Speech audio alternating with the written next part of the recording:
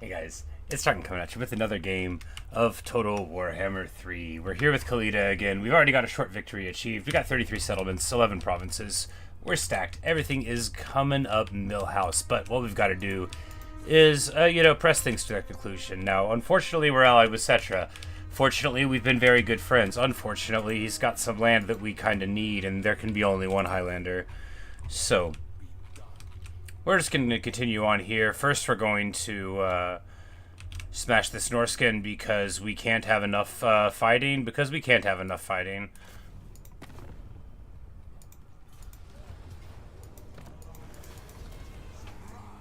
And really, it would be nice to get Setra embroiled in some nonsense. But if we can't, at the very least, we'll secure this stuff here. So what we want to do is...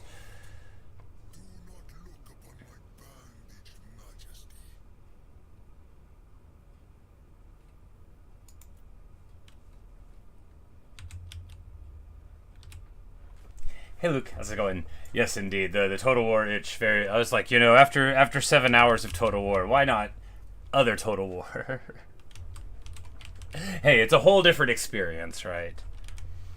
Wow, Three Kingdoms was a ton of fun, though. We're definitely going to go back to that, probably tomorrow, and listen to you more. We don't want to end our military alliance just yet, do we? Yes, we do. Yeah. Because now he's already there with Queek. Yeah, we might as well. We need to get the ball rolling on this.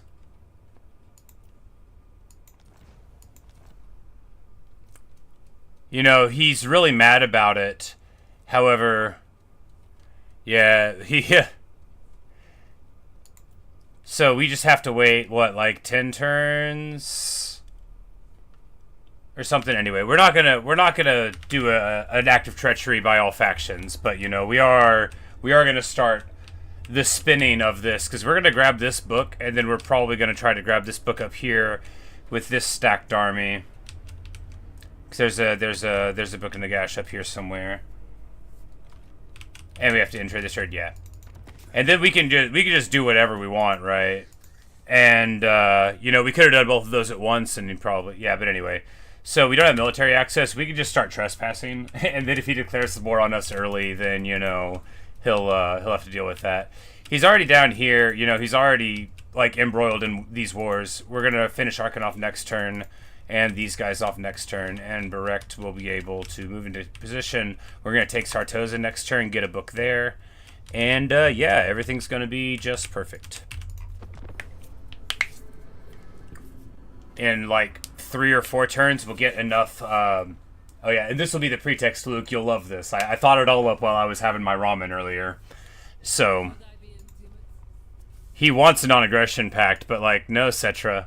I'm afraid things have gone too far. So what we're gonna do is we're gonna confederate Khatep, and then we're going to respec Khatep and bring him over here. That's going to be the pretext for Setra becoming outraged, and then we're going to, overthrow him and take ascendance over the shifting sands.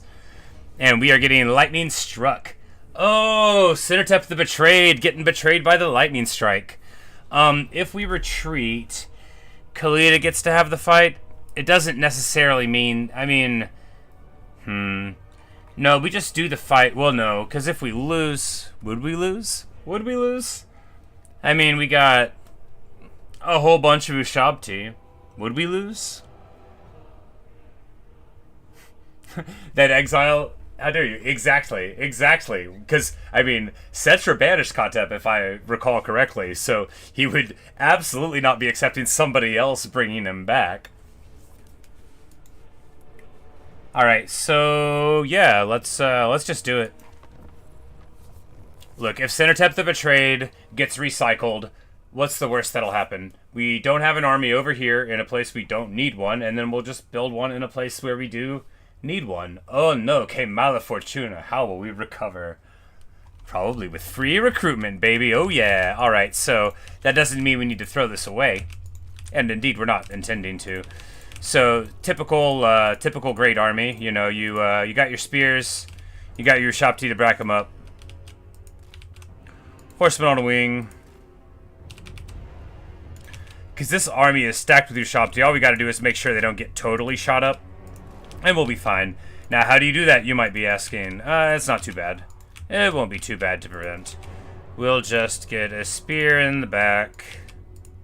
This isn't going to be as clean as, like, when Khalida did it, because we won't have, like, a bone giant to kill big scaries or whatever. And they do have an unbreakable thing. There's a lot of tools we don't have in this army that we had in that one, but we do have a much stronger box of power. We are going to want to get the archers more spread out, though. We're going to load them all onto one side, like so. Reason for this is so that we can just rotate the forces as we like. And if we want to rotate all the archers, we don't have to worry about them getting all compromised at one time because they're a little bit spread out. But all the Ushabti will be able to pile in anything that compromises the line, unless it's like a big scary monster, which, you know, their army's got a lot of, so what are you going to do? These guys ought not... Yes, there we go.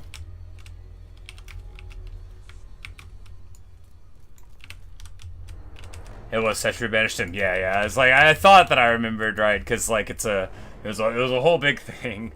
Because he made promises he couldn't keep or something like that, right? About the whole immortality thing. Like, it wasn't his fault exactly, but he got some blame for some of his failures.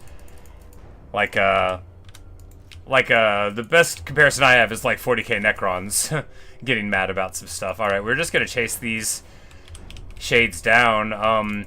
So while we're chasing them, they aren't getting anything done. Our dudes are not really maintaining the weight in that position. We're gonna get on the Basti here. We just need to... Oh my goodness, the Ushabti getting melted. Alright, who knows what I did there, but man, real bad, you know. I think I didn't anticipate what it was going to do to my positioning there. Alright, so we're going to be shooting at the Wildwood Rangers at least. We need to get out of here. We need to get out of here and into here. All these Ushabti just getting melted. You know, Way Watchers love something like an Ushabti to shoot at, and we just let them do it. You know, we're going to try to hit a Legionary Barrage here, because they only got like 3 units of Way Watchers, but they got Shades. When did they get Shades? That must have been during this round of recruitment. I'm like, I don't remember that. Doesn't mean it wasn't always there. We're just going to try to get over onto this side, because the Way Watchers are the biggest threat. We just keep them running for a bit, and then we can get some of the other stuff going on. The Ushabti can just shoot at the Basti. And really, if the archers are shooting anything at all, we're fine. These Ushabti feasting a little bit there. When we get an Ushabti summon, which we'll get before too long, because we're going to, you know, run out of stuff. But yeah, we're still doing fine here. These Way Watchers don't want to be shooting at skeleton spears. That's a lousy payoff for them. I mean, it's not like cost-benefit analysis is too relevant in this format of the game, but it still matters a little bit, where you're like, hey, at least they're not shooting at my things that matter.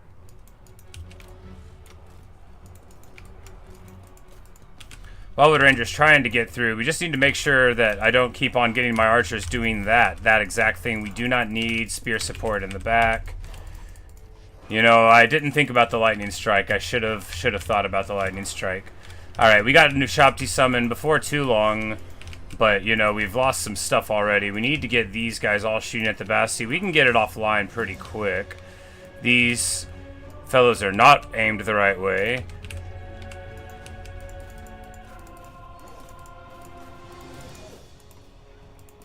Alright, this tree man, that's what we gotta get on. The tree man, that's the target for the bows now.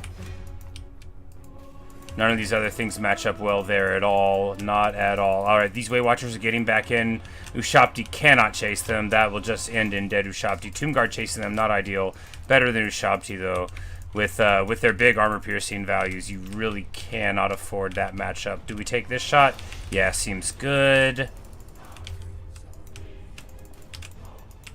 When's my summon ready? Jeez, the Ushabti, even after I said we can't do it, I mean, at that point, turning around's even worse. We just got to keep them in motion, and then we can get a route here. Ushabti summon in just a few more deaths. I have a feeling we'll be able to achieve that. Alright, we're going to get these bow Ushabti in here on these Rangers, because we need them out of this fight. Please, out of this fight. Alright, we got a shatter there. We just need to keep on chasing here. These Ushabti melted. Come on, how many more? 11 more. Alright, we'll get it. Either that or we'll win.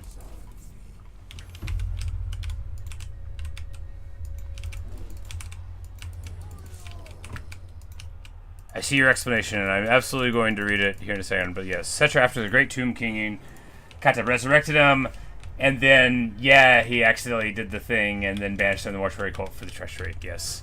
He did the resurrection wrong. That was not what the deal was supposed to be. Alright, and then we're going to pop these Ushabti right here on the middle of these. And I think we actually have sorted this fight out now. I think we're good. Because these Cold One Knights, they're going to melt. And we've gotten a lot of breaks. And if this dude wants to sit still and let a bunch of archers shoot him, no one in the game wants that. This dude only has 15% missile resist anyway. We're about to melt him here. Like, we need to get away from him so that we'll keep on shooting. Is this the shot we want? Yeah. Yeah, this is the shot we want. Way Watchers getting a little melty. Temple Guard that way. That is not who we want the Ushabti to fight. Temple Guard against Tomb Guard. A little bit of a wet noodle contest. Now that we're apart from their lord, he's ranged, right? So he'll sit still and just let my dude shoot at him. Which is, you know, that's excellent. That's a good way to deal with an enemy lord like this when you don't have, like, a powerful duelist of your own, which we don't. But at least we got this taken care of, and, you know, proudly, not actually wiping the whole army. Anyway, if you need to reposition the Tomb King's army, it occurs to me that you could very quickly do it. You could just chop one, resurrect it over on the other side, and in 3 turns ready to go again.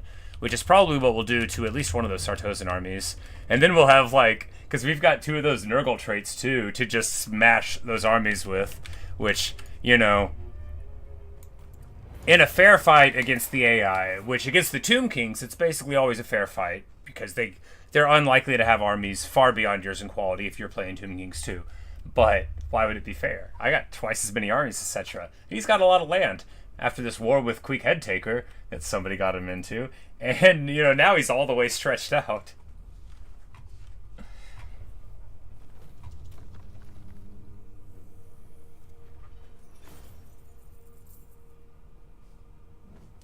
And we take the money because we just need to get the Khatep resummon.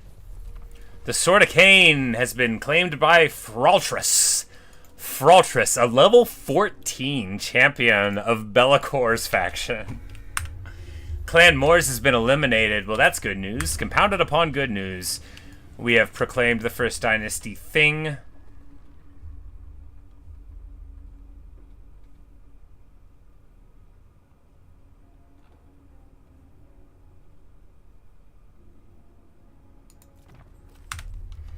We're going to start leveling up some of our last great units. So we still need to wrap up Khatep's faction. Arkhan got beat up by Setra. Arkhan got beat up and destroyed by Setra, and then got this. So we can still take this here, easy peasy. Bash it. Now Setra's down here. He's at war with, like, Kairos and stuff, and he must be feeling at least a little bit nervous about his future. We're not going to bushwhack him. That would be funny. It would be very funny, but we're not going to do it.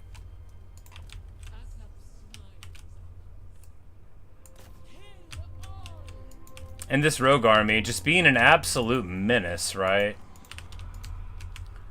In just a couple of turns, yeah, because we can confederate Khatep at 50k, which we'll get in 2 more turns, flat. Here, do we recruit up? I mean, yeah, probably we can, because we got single turn Ushabti recruitment now, so it literally, you know, as long as you keep it under the 3 global losses, what do you have to worry about? Exactly, yeah, Setra would be embarrassed to even have it said about him. But, you know, he's about to fall victim to one of the classic blunders here. Got involved against a Sicilian when death was on the line. Alright, so Sartosa? Sartosa. Because Kairos is, like, around. This army from Kairos is, like, pretty scary. I mean, yeah, it's 5 chosen. That's pretty scary. I think Khalida's army could beat it, though. Khalida's army is pretty scary, too. And we got the artillery. And Tzeentch, Tzeentch ranged is, like, fine, but it would have to close the distance, and we'd be able to get a lot done. Kairos is, like, good, but I don't think he would match up super well against all of my Bone Giant fire, you know. We could probably do a whole bunch of work there between the different tools we have. We're not going to worry too much about it. Yes, brilliant and magnanimous, Setra the Great, the Imperishable. Setra, King of Kings. Well, in a manner of speaking, anyway. He's certainly a king.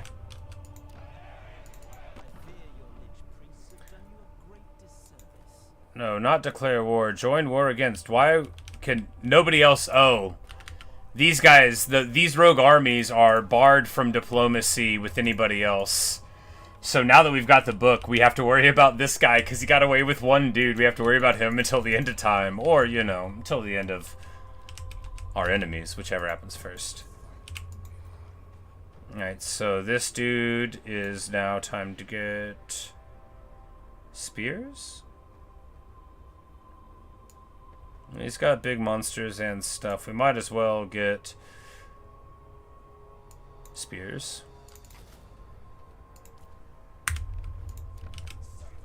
Have we got hero? Nope. That's alright. Yep. We'll get Khatep's Affection soon. Who knows what that'll give us? I haven't looked at Khatep at all. So it's possible that we'll get access to some cool stuff. We don't need to build anything, right? Because we need to save our money.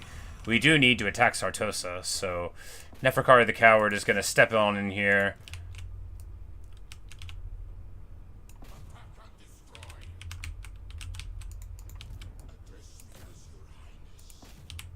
And this guy can't get onto land because of how the landing works. Well, you know, we're right here.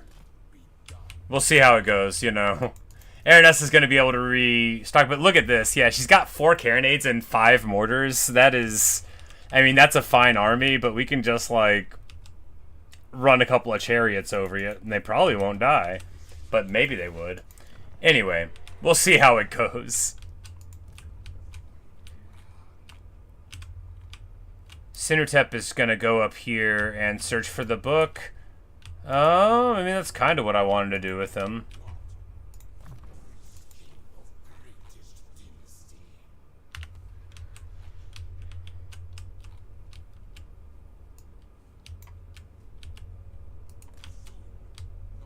Yeah, like, I don't really care if it offends Imric. I say that, and I'm like, why don't I just make friends with Imric? Yeah, look at that. We'll make him pay us, and he'll be in an offensive alliance with us. That'll be funny. An alliance with elves. No, we don't need the alliance. We just need the access. Because yeah, he'll be fine.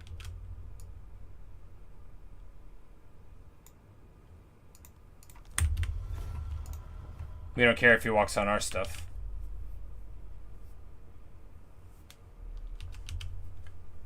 You have an interview exactly 12 hours from now? Well, congratulations. Good luck with that. I hope it goes well for you.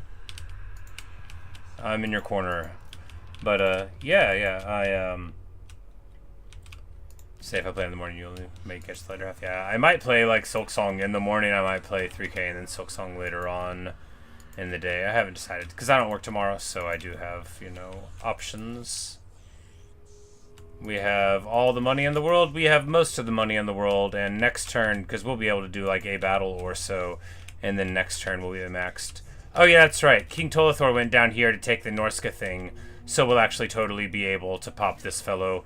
That'll be just fine. And then we can go ahead and trade this one. I was like, wasn't there something I got for Teclis the Loyal, Teclis the incredibly bro? Yeah, there you go, buddy. Good job. Now you've got that. And then we can go up here, take care of the rogue armies. Sinutep the Betrayed, you know, he's, like everybody else here, he's got his own story. And we'll see where Kairos wants to go with his life, right? We're just going to go ahead and build this Lost Tombs. Start building all our cool stuff.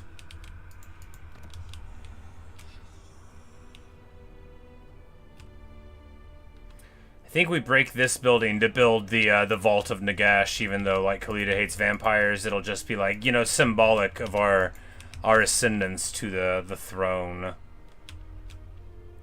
Oh, and when they're vassals, it does allow you to complete commandments all the same. So that's very nice, actually.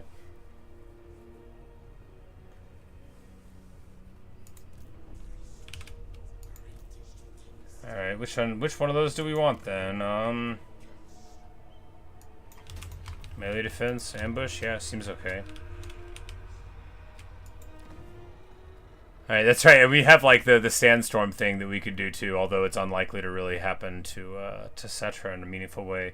We've got a casket we can access, but all of that can wait. This guy's on a horse, that's the worst. Get off of your horse. I forbid it. Can we replace it with a better one? Nope. They are wounded at the moment, or recovering, which is the same. If I accuse him of trespassing right now, will I be able to declare on him without the reliability hit? This is a good question. We should, I should have noticed that before we ended the turn. Aranessa wants peace? Yeah, I'm sure she does. She attacks me with the help of her garrison. Are we gonna get pushed off of here? Well, this is Neferkari the Coward, so we're just gonna go for it, right? He's gonna try to bring honor to his name, right? Right. And if he falls, well, he's Tomb King. We'll see him again.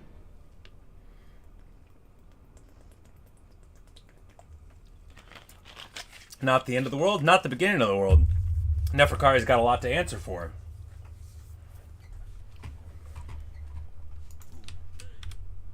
But he's got a big old Tomb King cat now.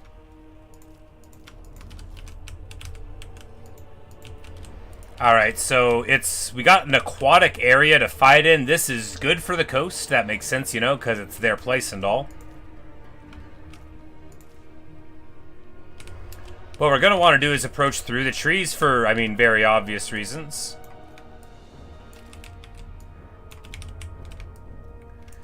In here, we're going to have like a flanking force of Ushabti on that side to move up and around the back.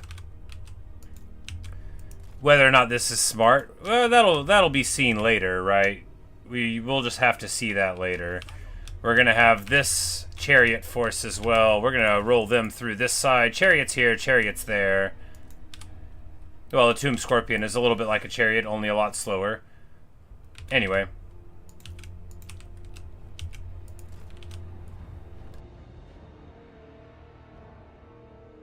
Save before doing it. Well, wants to know if it works, yeah. Yeah, it's only conceptually too early because, obviously, the arrival of Khatep, and we could just, like, park him at the Black Pyramid when we build the vault, right? Like, we could go all out, and indeed, I do have this planned. Because, I mean, the Black Pyramid is, like, right next to Khemri, and Khatep would just be up there, like, doing a little dance on his Casket of Souls DJ booth, just having a party, and Setra would not be having that, right? Alright, we just need a wide setup here.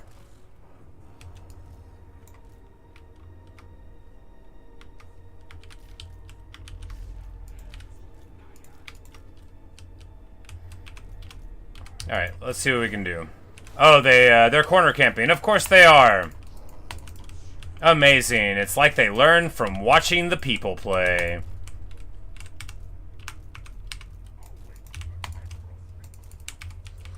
Well, this, you know, I was hoping to be able to, you know, envelop them. As it stands, we're just gonna charge right into this and die? I don't know. Feels bad. I mean, I guess, what are you gonna do, right? They're smart. What are you gonna do?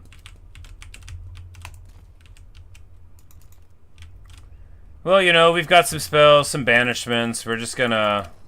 Can we get around the back? They don't have much protecting them. But then we'll be in trees. At least these guys have Strider. Yeah, can we get around this seam? I don't know. Maybe.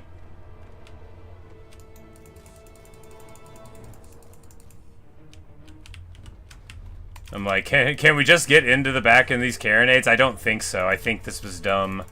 Yeah, I think, you know, it's not like a throw. This was a loss anyway, but... Man, the corner camp, it's so strong. Of course, if I had, like, any artillery, we'd still lose to it, but...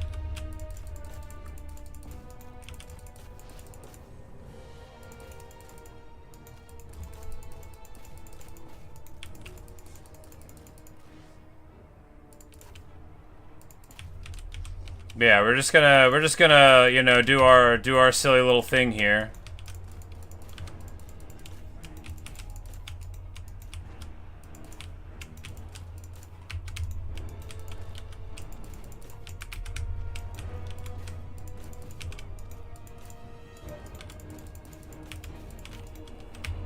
Yeah, we've already crumbled to dust here. No, just the Tomb Scorpion. The Tomb Scorpion, you know, doesn't hold up as well as some of our other tools do.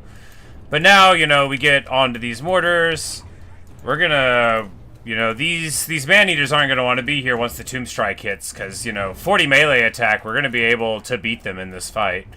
And we've debuffed their stats significantly. Like, we don't need the charge on our Tomb Prince when Tomb Strike is active.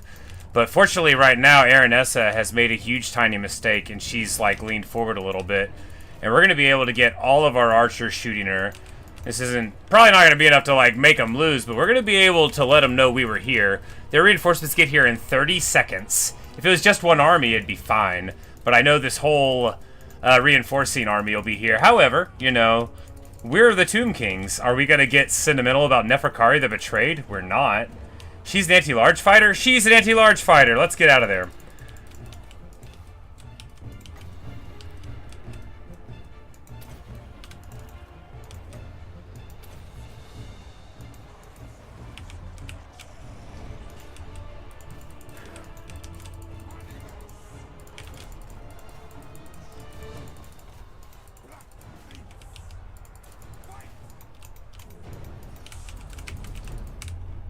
And of course, now their reinforcements are coming in, but we should still be able to, like, pop Aranessa and get some good work done here, you know.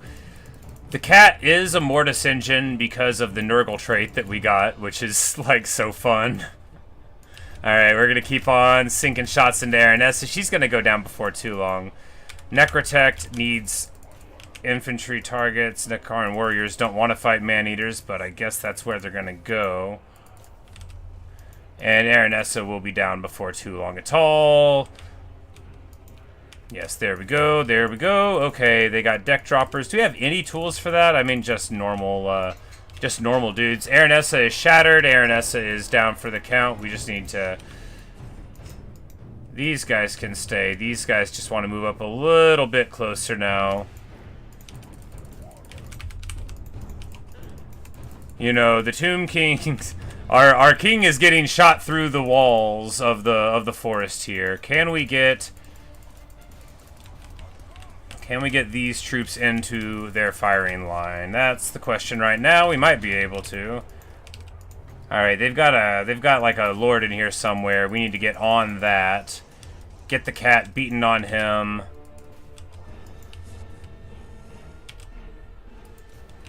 Deck dropper bombers, so those actually could do really big work against my infantry blob here, which I don't really have the ability to get out of that blob.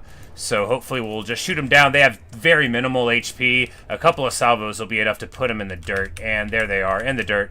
Realm of Souls, we're so far away from it because a lot of this army was big construct things, and still is. You know, it's not dead yet. It's just mostly dead, still slightly alive. We're here against zombie polearms. It's, like, not great. Do we have Overcasted Doom and Darkness? Yes. This is going to be good, though. This is going to let us tank the leadership of basically this whole blob of Vampire Coast. Get them crumbling. Get them down. Alright, we just need to get our archers into a slightly better spot. They're not hitting anything there. Okay, now these deck dropper bombers have come in, too. Neferkari, the coward, has fallen, I think. Nope, he's still up. He's got 1,000 HP, though. You know, as long as he fights, we can fight. These Ushapti having a party. These Depth Guard going down. We might be almost ready to get this, but, you know... Oh, man, these bombers, that's a lot of damage. Look at them just melt the skeleton archer. But then, okay, they all go down. They get shattered.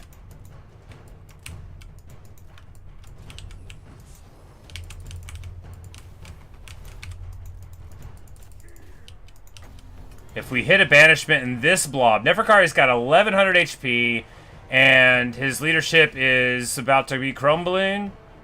But that is a big banishment on him. All right, what are our assets? We've got archers with lots of hit points left, We need to get on these depth guard.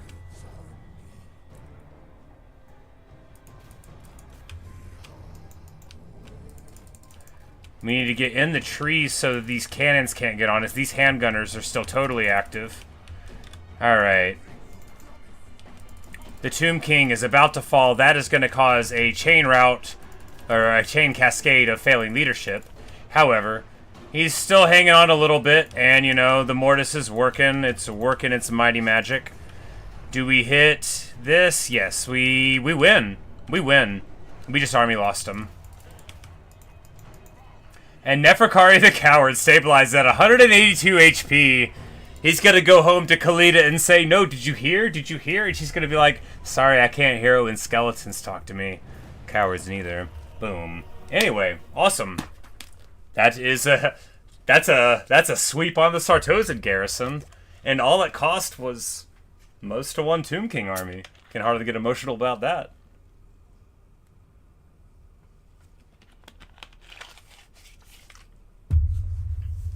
Jolly good. Awesome. Awesome. Yeah. You know, I know it's not much. It was just like a bad army that had problems and a little silly garrison thing, and we're like stacked. But still, it always feels good when you're not sure. Neferkari, the nearly dead coward. You know, he did 2k damages value. Of course, sure, like the Tomb Prince basically did too, almost, and you know. That dude's got, like, banishment, so it's easier. 1,400 on one Skelly, 1,000 on another one. This chariot, the one that had the banner on, 2,400 value. The banner for Wayfarer is so freaking good for chariots. That speed up, slow down, it lets them get so much mass in there. Oh, it's awesome. And actually, all the Ushabti got a little bit, at least. All right. And of course, the good thing about beating the Vampire Coast is that they're vampires. Trait gain, consigned to the drink. he gets regeneration when fighting at sea. And this guy goes to the Plane of Tuskers. Excellent, because that's going to let us, you guessed it, finally kill the faction someday. Alright, the beast catches. Neferkari the Coward gets the worst trait.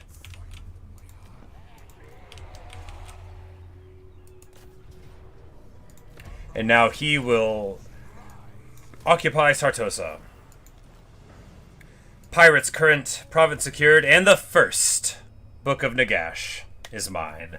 Gives us a hero capacity +1 for all heroes, and, you know, some other stuff. It's good.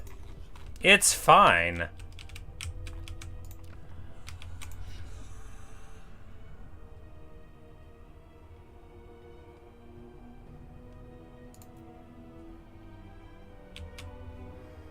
We're going to give him this Strider Wayfarer thing. We're going to...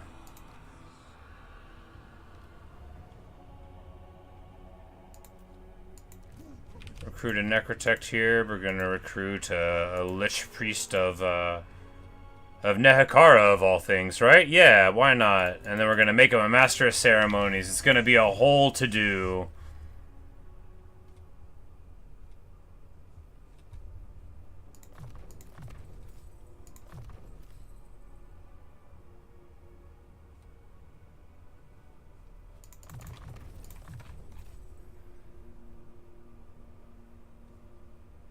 And that one's like a hex. This one does the sandstorm. It's not like good, but you take it anyway, I think. Probably should have taken one of these other things also. You know, definitely should have taken one of those.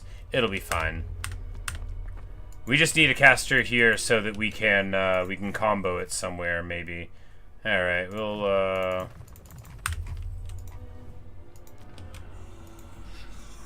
Alright, one more turn and we can get Khatep, unless we can make the money right here, which we very well might be able to do. Oh, Kairos is right here. We should just beat him up. We should just beat him up. They have the underway stance of all the things in the world.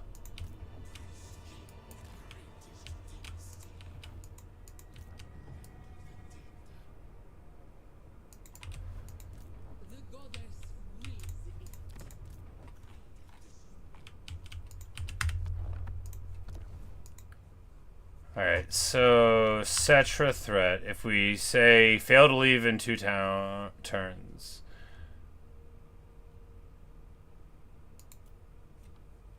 Alright, we have issued him a warning. Our reliability is still very high.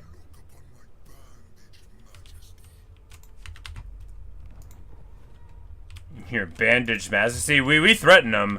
You know, he doesn't know why yet. He's gonna know why. I think we just walk away and let our other guys deal with Kairos, because Khalida needs to be, like, in the center for this next part of the gambit. I mean, no, because we might as well just try to beat him, and if we can't with this army, then where, you know, who even are we? He's only level 23.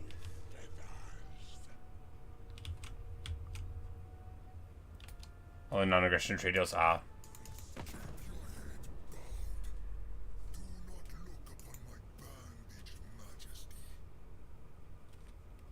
Yeah, well, we'll see in a couple of turns, because, you know, he's got 2 turns to fulfill it.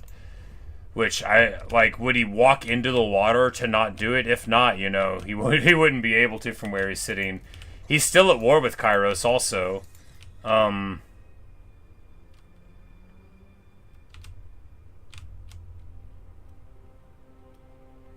don't want to leave Kairos around here marauding, but I guess we're not leaving him here, because if, yeah, Berekt can go there.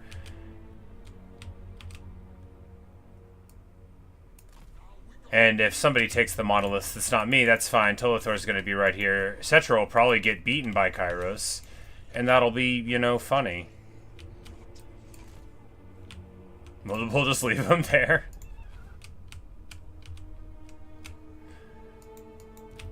You would have thought I was a Skaven and not a Tomb King. Oh, the treachery. Oh, the treachery. He'll get over it. Or not.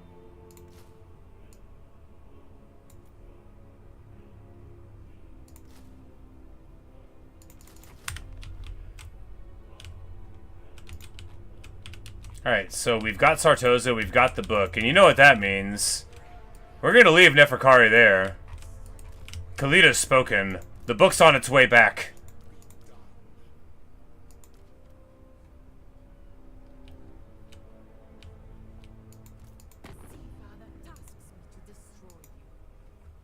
Yeah, and then we'll make peace with the pirates.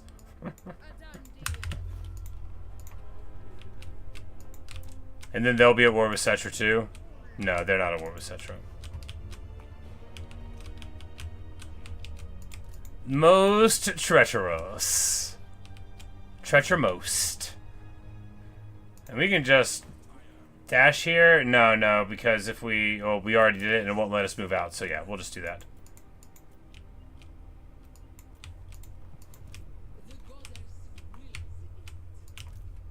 And that takes us to 50k, and you know what that means.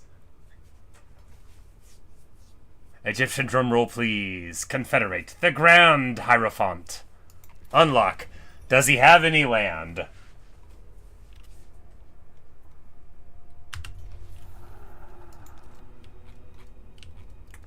He was already dead. That is okay.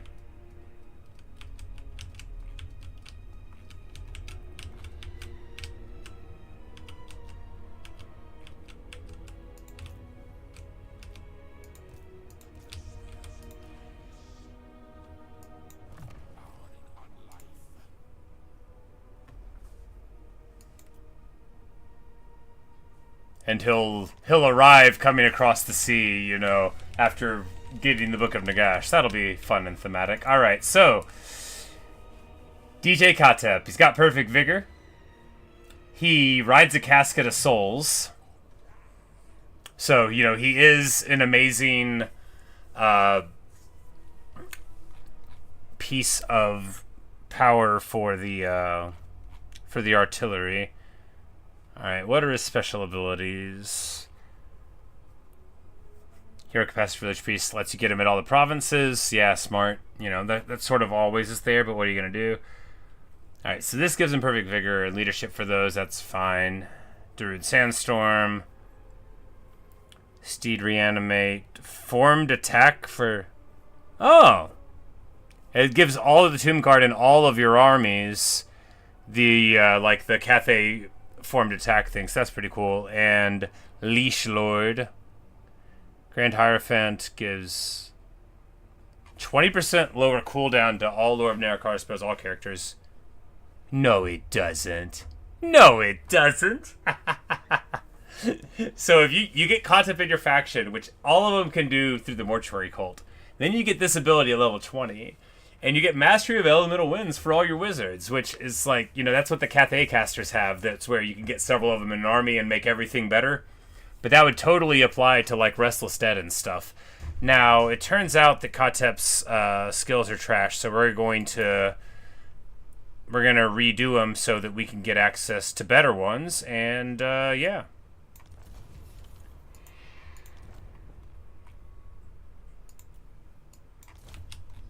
Well, anyway, Khatep will arrive. What traits did he get? I don't know. I didn't look. Curses. Alright, we can still check, though. No, we can't. I don't think he really had any. Maybe he did. Can't believe I did that. Why won't I look?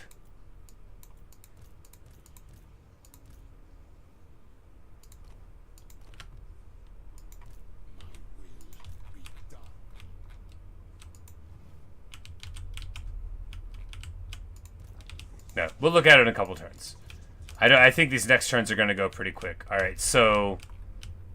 Like, do we want to go get that book now? I don't think so. We just need to prepare. It's just a couple of turns before the big finale, right?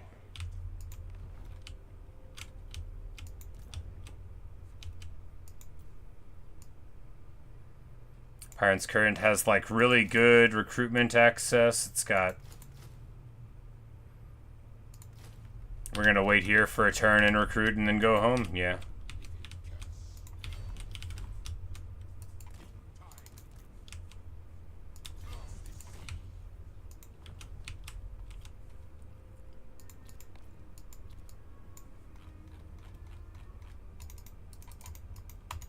Yeah, I think we can't. I think we gotta wait.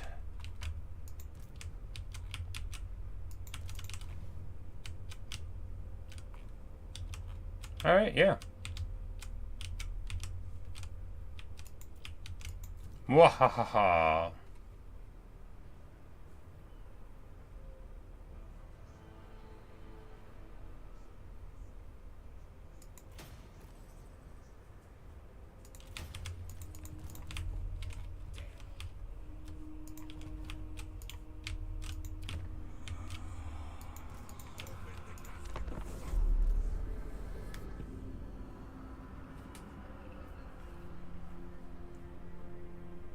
That must have been one of the immortal Lich Priests from his faction. Probably the only one. Because I wouldn't have recruited a Light Priest. Light's good, I'm just bad. Especially with Khalida's faction, with her archers being extraordinarily good. Alright, so he did confederate the scribes, which, you know, makes sense since we were beating them up. Looks like Teclis is not having a great time down here. You know, he'll be able to hold on for a bit, probably.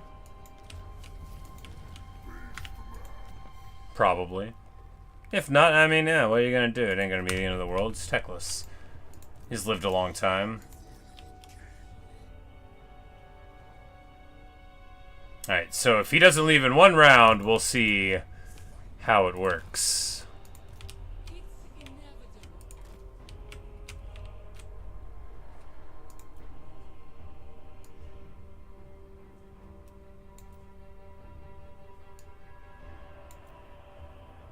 Alright, here we drop the Narakar and Horseman because we're in single turn recruitment province, and we'll grab these Necro Knights because they are both more thematic and much cooler. Do we want Nushabti Greatbow? No, we've already got enough of the heavy metal there at the rear of it.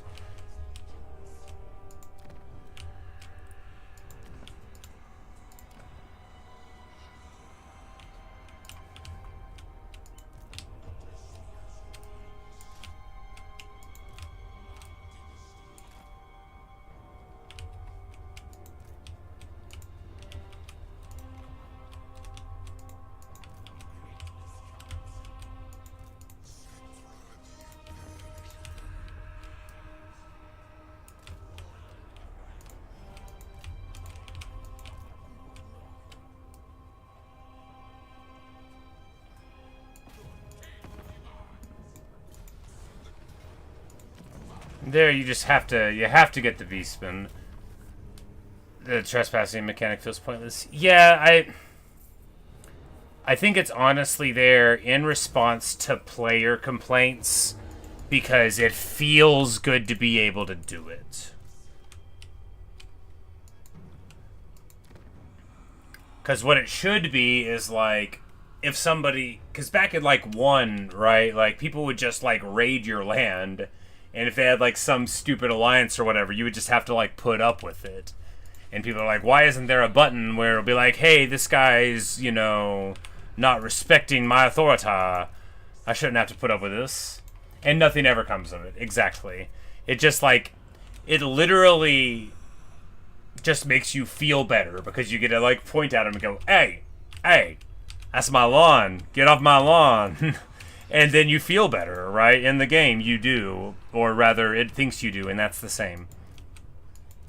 Gracef Kaulshan. Gracef. Another light priest of the earlier faction. Well, everyone is about to come on home. Khatep will be there, and then we'll replace this king with Khatep, and you know, it'll be a positive party.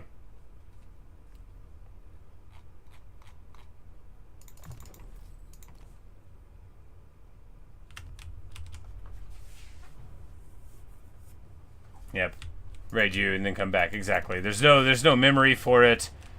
You're not like, oh wow, I sure am glad they let me do that. That makes me feel a lot better. We'll take the bandages. I should take your advice. Address me as your highness.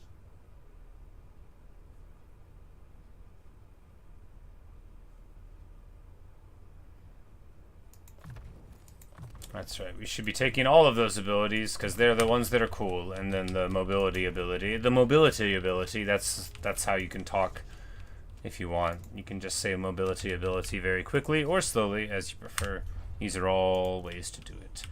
Alright, so Khatep is going to move to Numis because we're going to move Sahut over to Karagarud as soon as he gets that giant. And we'll be able to get another army like next turn. Yeah, like next turn. And we'll just, you know, we'll roll back into the desert and see what's gonna happen here. Of course, Kairos is like having a total party here. Look at this. Setra's helping. What a sweet guy. This is actually just very funny, isn't it?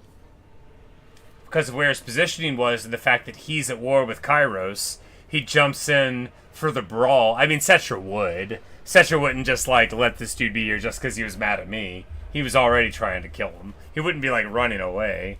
But it's still very funny. So, Kairos here loses all of his freaking chosen. Loses all of his freaking chosen.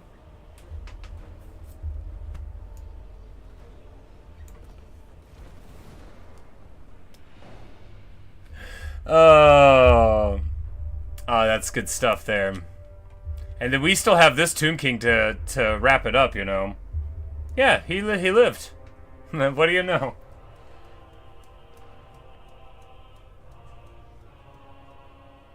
That's really something, you know. You never know how it'll go. Yeah, we got raided for 180 gold, and I guess Kairos is somewhere. Hey, and now we get the best thing in the game right in time for the end of the game. I know I said a lot of stuff, but I really do. I'm pretty sure I stand by the idea that the Other Trickster Shard is legitimately one of the best things that you get access to in this whole game. It's just incredibly good at making your enemies weaker. That loses us terror, that loses us that cool discouraged attack. I think it's much more important than discouraged attack.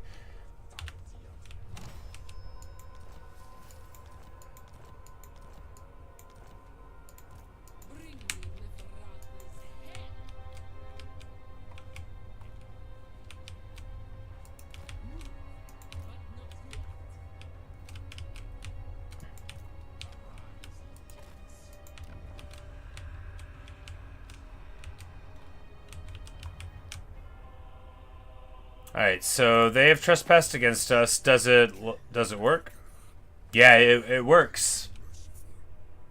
There you go, Luke. It works. It totally works. Not only that, but he got embroiled in the war with us. But no, it's not time. After all, there's a very specific plan.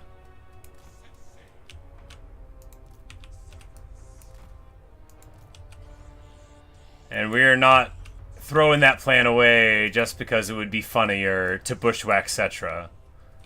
He's gonna consider himself pretty bushwhacked anyway when we hit him up.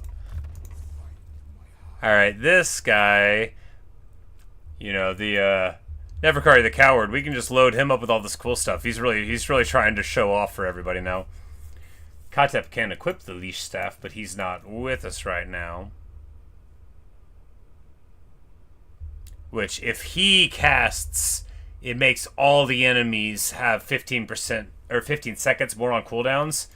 So depending on what you're doing with Khatep, you could just be spamming the really low-cost spells to cure up your whole army and increasing the cooldowns on all of your enemies. So if you had, like, you know, any number of enemies that are very benefited by their spammed abilities, you know, that could be pretty good. We get...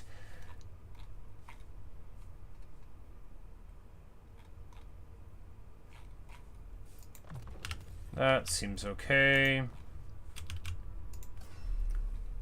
Grab another army, or like, wow, we've got access to like the whole cult now almost in terms of stuff. We could get this crooked flail of radiance. There's a bunch of stuff we could get, but the army capacity is the most important. How it used to be worth before the item buff. Yeah. You know, that's the good thing about the game, or rather the thing about the game. You just wait a little while, maybe a lot of it'll change.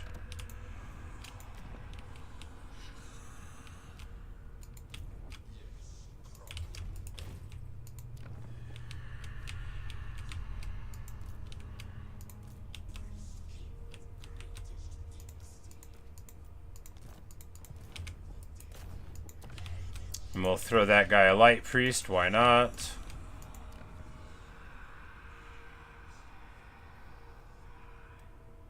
And here, right, yeah, so the thing, Khalida's landmark gives regeneration to all your lords and perfect vigor to the faction leader, but regen to all the lords is just an absolutely bonkers thing. There's a lot of ways to get it as Tomb Kings, but just like having it and then having the freedom to do whatever else you want with all of your stuff, pretty good. We're just gonna move right here.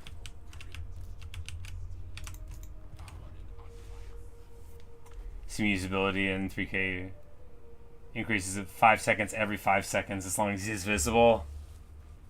That is awesome. So he could just like sit there and be like, oh, here's me on the hill. Now you don't get to do your stuff. And then, oh, that sounds good. That sounds real good, doesn't it? Alright, we're a little bit broke now, but not that broke.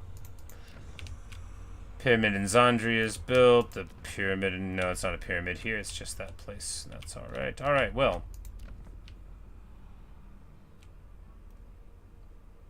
When that's finished, that'll be pretty good too, you know. Perfect vigor's good. All right, so...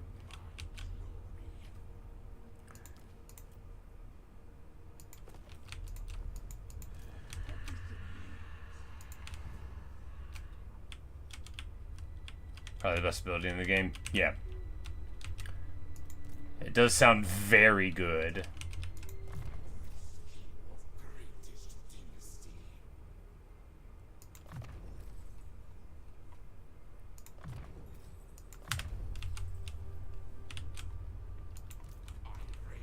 All right, well.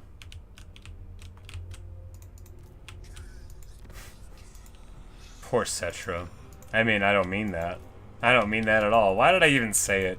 Why am I so insincere? I don't mean poor Setra. I mean how unlucky for the guy who had everything, you know. Man, must be a shame. Couldn't happen to me.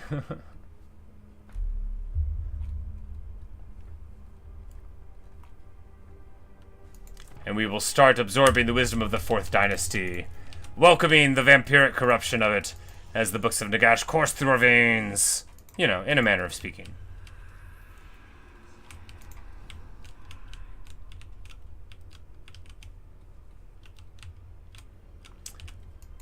So he only spawns if Cao Cao lives long enough, but Cao Cao always loses them because he's such a jerk. Nice, nice.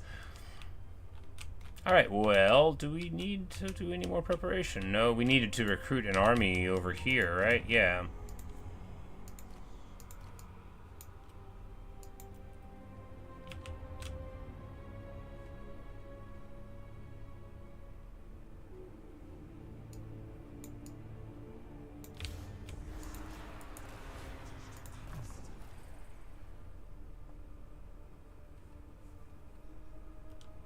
He's got like a bunch of a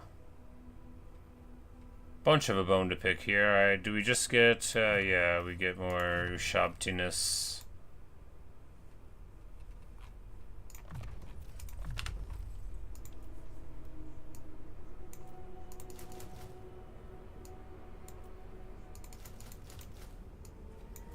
And then once we grab those, we'll be able to run and gun a couple more things at a time.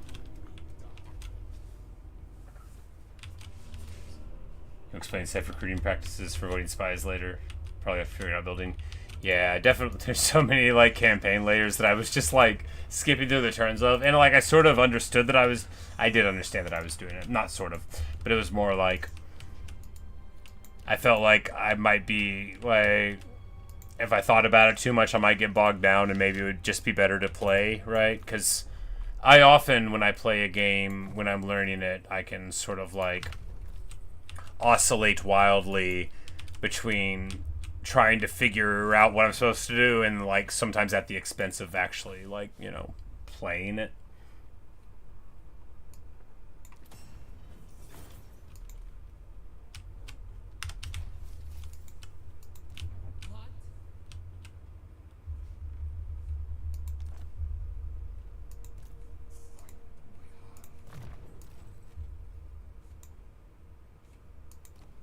And Khatep does not need to be on a steed, even though he's got all the cool stuff. We're gonna give him the crook and flail of radiance, right? We're gonna give him all the silly stuff.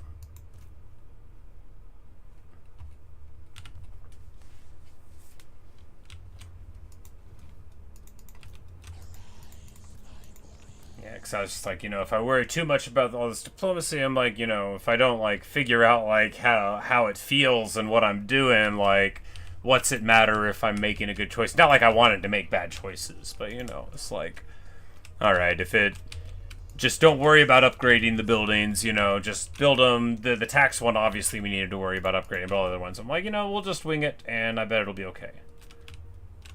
All right, so the growth buildings are gone, you know, everything's good there. Yeah. All right, let's just end the turn. And next turn, or so, it'll be time for the triumphant return of Khatep from exile. Kairos here, wins that. What we want is for him to get that and then, like, you know, Setra to hit him.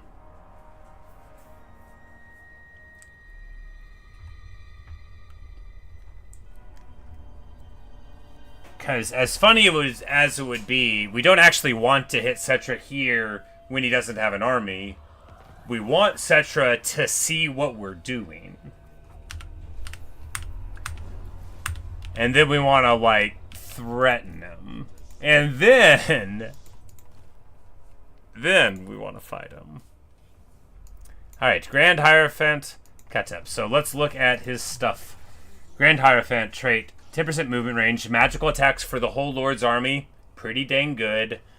And chance of wins increasing street when changing 50%. Alright, and then he got no good traits while he was alive.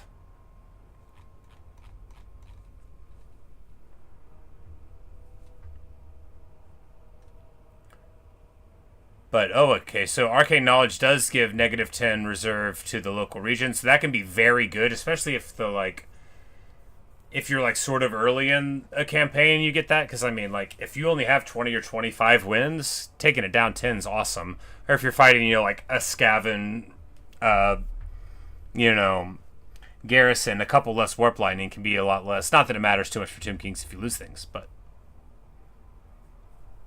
And then this Soul Binding gives Fizz Resist and unyielding assault, so their melee attack can't be reduced for all of the. Oh, it's fist resist for the archers too. Man, this is so good. Man, you always want to take Khalida though, because Khalida's faction effect on. No, I mean you could take Setra, so you could get all the lords. I think Khalida's faction effect on the arrows is probably better than everything else in the whole game, though.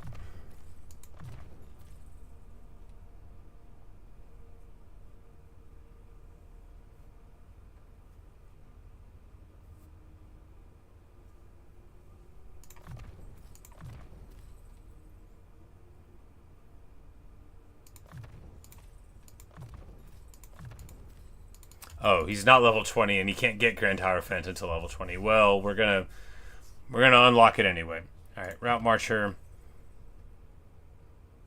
Petraz makes somebody better at shooting, precision, protection. This one's cheaper, so we'll take that. Because if you get it down to like a very, very cheap thing, then you can heal everyone, and all you do is like spam spells with Khatep. So yeah, we can already get blades down to 2.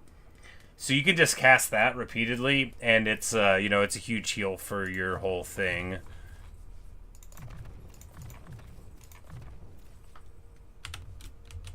All right, well, Khatep's home.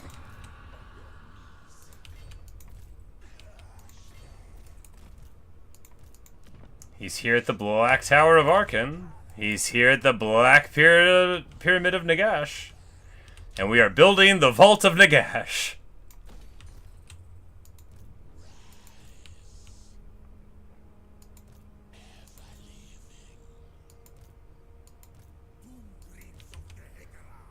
Like, what are we doing with these heroes? Nothing? I kind of want some of them around. Maybe it's too late. Maybe it's too late to have these heroes. But yes, Panet, all of the Tomb Kings are running home. It's as though they've realized there's been a disturbance in the Force. Even Neferkari the Coward is here, you know? Like...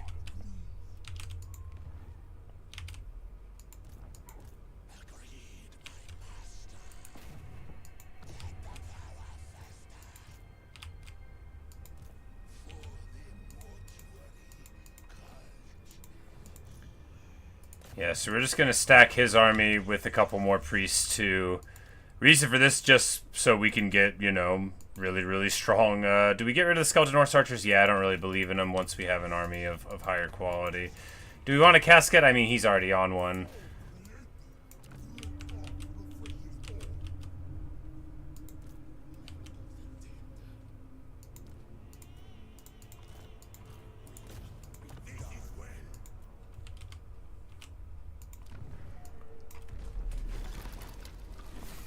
Hello, Lemons.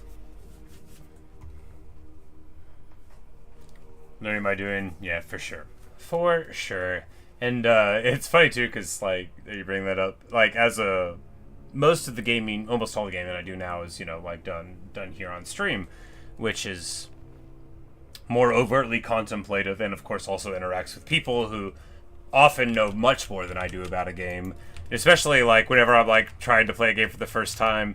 Not with, like, Total War 3 Kingdoms, don't think I mean you, but, like Hollow Knight's probably the best example. But, like, even when I was just starting, people were like, you need to go here, you need to do this, you need to do this. I'm like, well, like, how about we all chill and let me figure out what's going on? I think we could all have a lot of fun that way.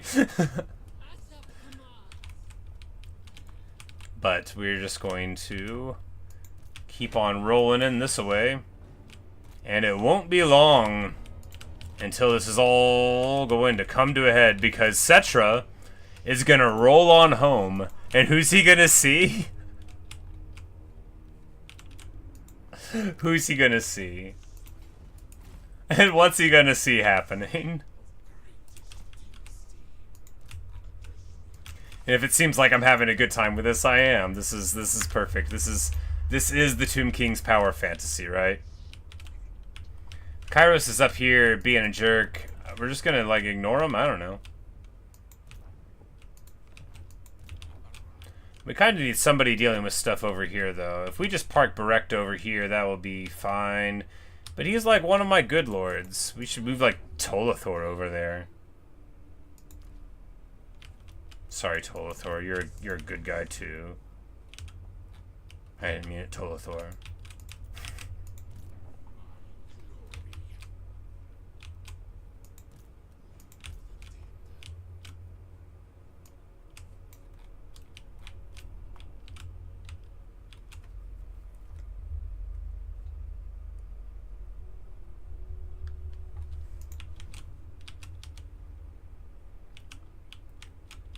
Luke, see, I don't want to slight to other people, especially when they're not around, and, you know, like, you don't want to catch strays or whatever, but it's like, all of your advice, it never feels very much like backseating, especially, like, in the Total War context, where it's more like, in an unironic way, it's much like having a war advisor, and I'm like, you know, that's a really good idea, I'm gonna do my thing, and, like, how many stories have we heard about in world affairs where the person who is making the choices, like, got really good advice throughout any point in history, was like, all right, yeah, no, I heard you. Yeah, no, that it sounded smart when you said it. But the thing is,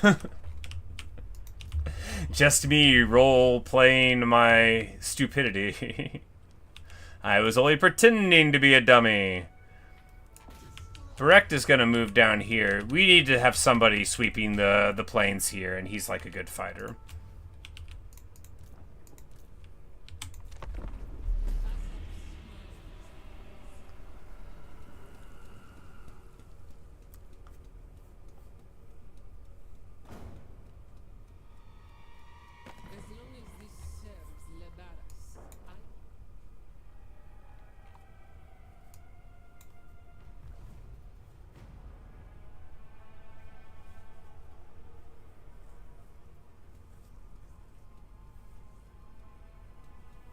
Like, you've neglected to notice that I saw a butterfly, and that means we're chasing it.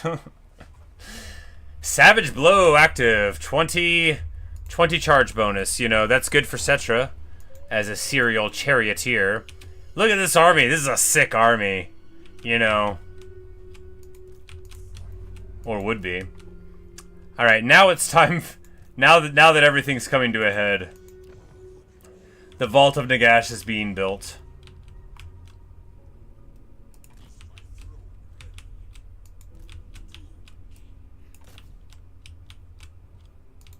We're just gonna send Barek chasing this dude through the forest for, like, ever, I guess.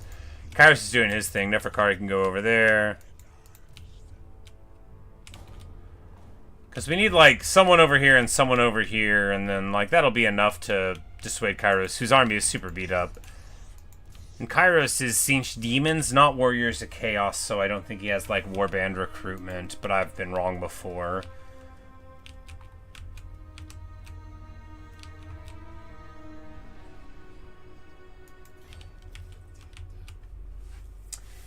Lemons, you say the difference between your pre-update run is crazy. By now you have like 5 hours, not 10. Yeah, it's, and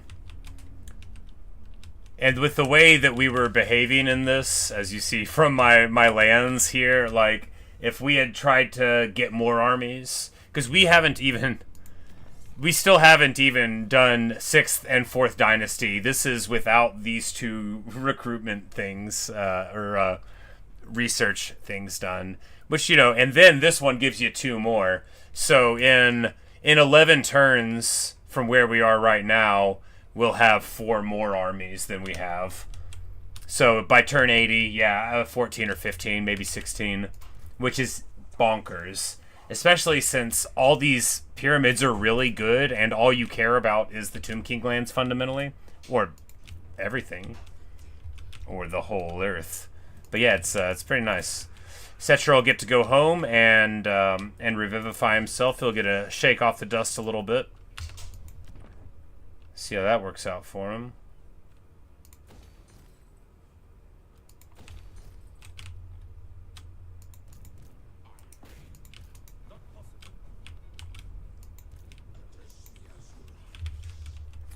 Tech is about the same place. Most potatoes probably jars. Yeah. So my run has been totally blessed by this one place. So you yeah, it just showed up here. And it gave me 20 research, and then when Scaven Corruption's at 100, you get 50 total out of this little block, which is all we needed. We got it pretty dang early, and we were right in that for our research rate the whole campaign. These new unusual locations can be very warping, but, you know, it's fun to be strong.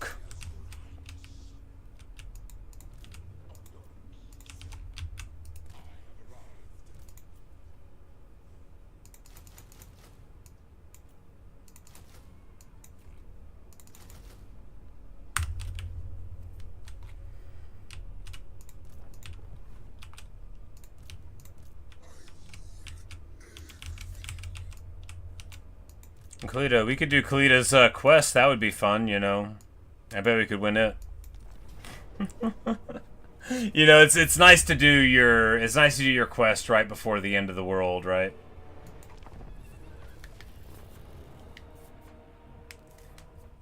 Justice for the Vampirates. Yeah, I read that in the upcoming patch, right, with the Mist Elves or whatever, that they're going to be able to attack ports from the ocean without disembarking, and they better give that to the Vampirates, because that single change would make them so much better for the player. They already feel very much like the boats are theoretical rather than a part of their identity, right?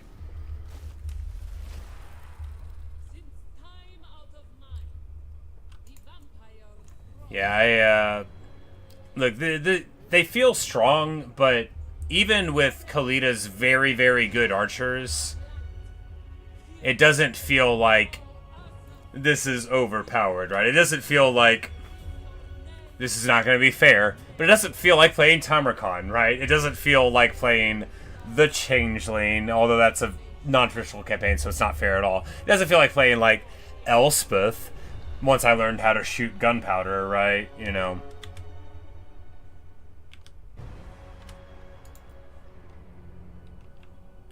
Okay, so here we are supposed to defend the river crossing? Okay. Yeah, we can do that.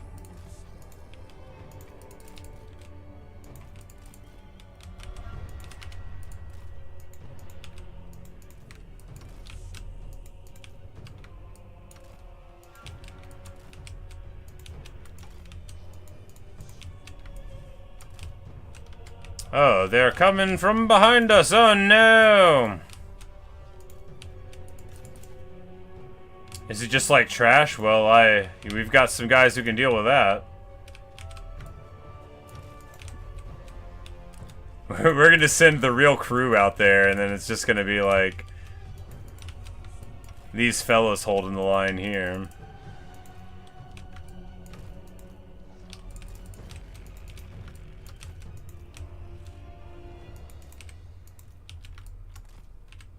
Okay, yeah, the knights are going all in that one direction. We're still just going to charge Khalida and this guy here. That's dumb. We're doing it, though. I think the important thing is that once this artillery comes in, it ain't going to matter over much. And look, the Tomb Scorpion doesn't like this fight. We're going to do it. Why? To hold him still for everybody who does like this fight. Necro Knights are going to charge it on these lances here. Khalida having an absolute party.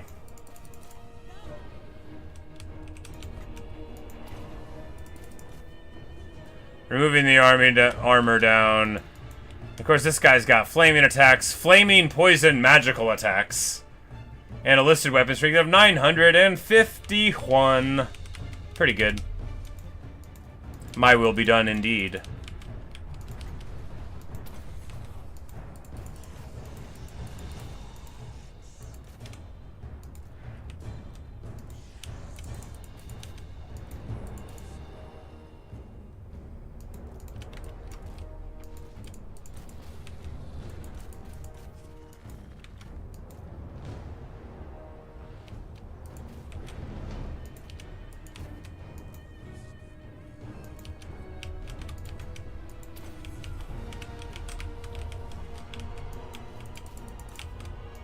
Alright, so when are the rest of them getting here? We ran over there for a corpse cart? Is that really all there was? I mean, Khalida does hate vampires, but...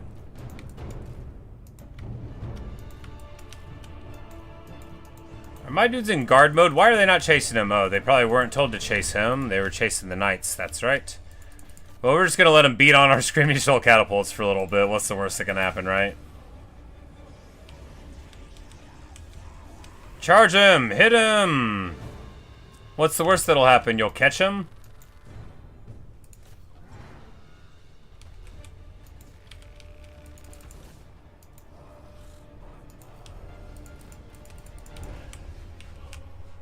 We're just gonna get off of the engines and hope that'll let us get away without losing them. This can't be all there is, right? I guess maybe it can be. Maybe you're supposed to do this early. I assume there's gonna be a second thing.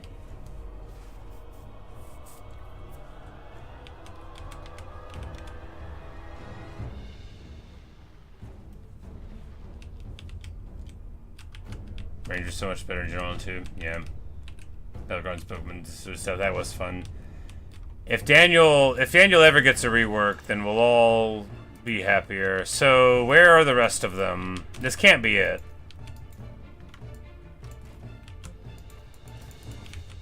I mean, it could be. It's just very small amounts of foes, right? It's 4 zombies and a corpse cart, and then like 4 black knights and a vampire lord. There's got to be more. There doesn't have to be. There we go. I'm like, there it is.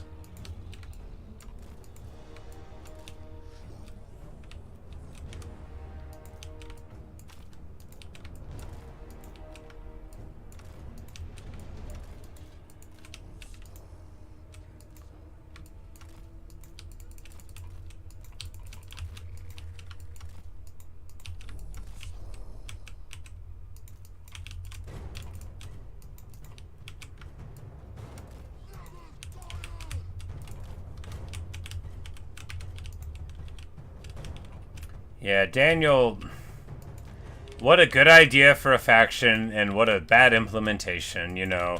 Hardly the least popular opinion that I have, but, you know. They can't all be unique, right? Boom, baby!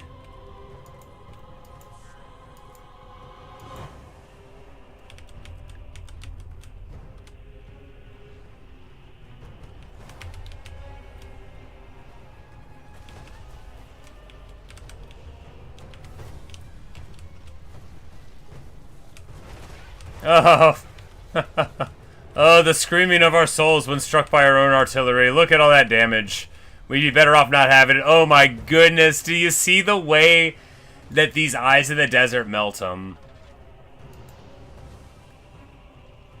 Man, oh man. That's a lot of damage.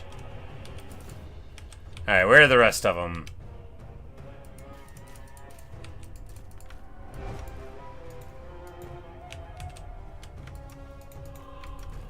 Alright, there we go. I'm like, this makes more sense.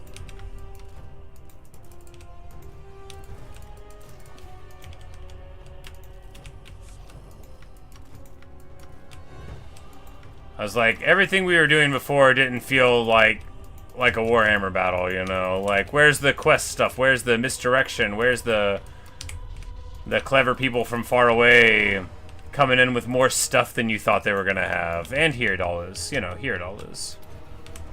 It's just like a skeleton crap stack with some Graveguard mixed in, probably. Yeah. We can just charge in with Khalida, like, it don't matter none. She's a big hero.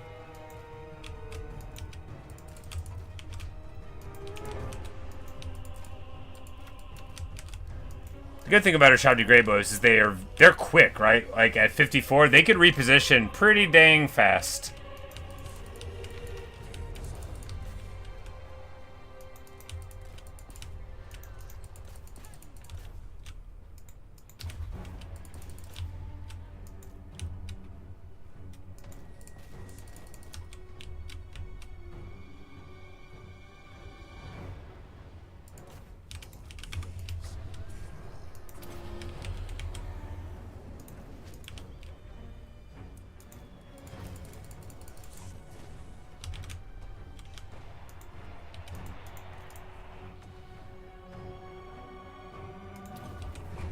And that purple sun just deletes them.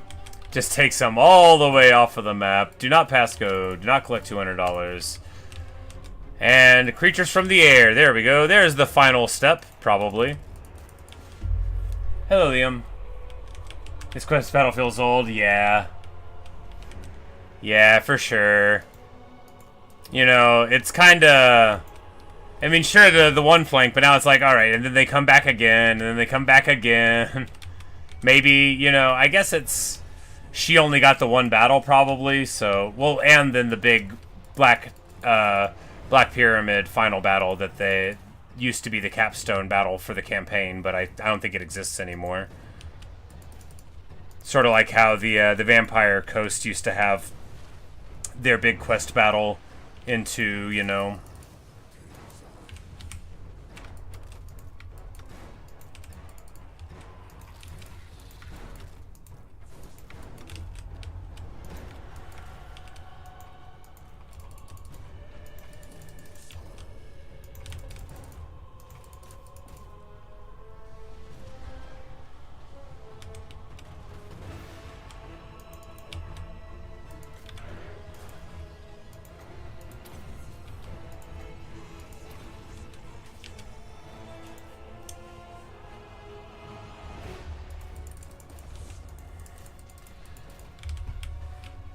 And the bats dive on my skeleton archers and, like, basically don't even win? Yeah. I mean, they would win in a fight, maybe. Maybe. But... with archer support, no chance. No chance at all. And that is probably the last of them. Yeah, their army lost. And anyway, yeah, the battle does feel old. But yes, Liam, I'm doing quite well.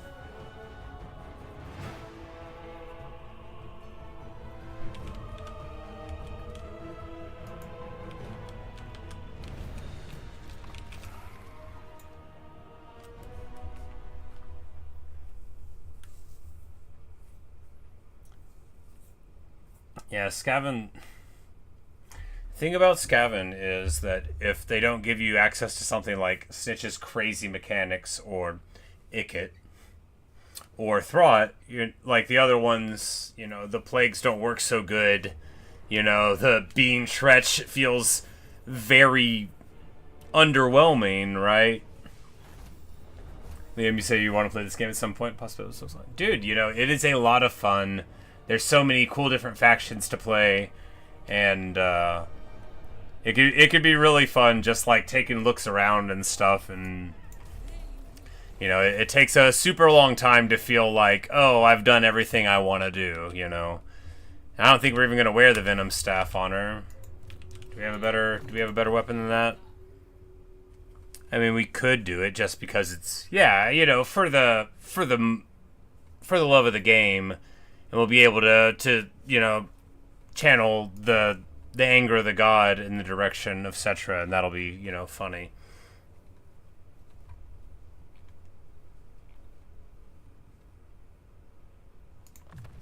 Take the missile resist.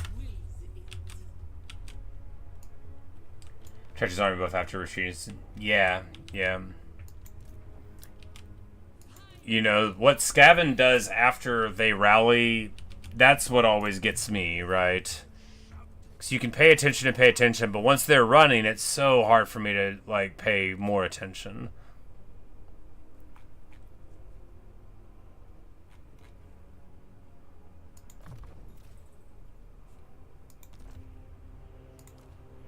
Really, just 10% more phys resist on all the skeletons is just so good too. I mean, it's all very good. Oh, we've got gold recruitment here too.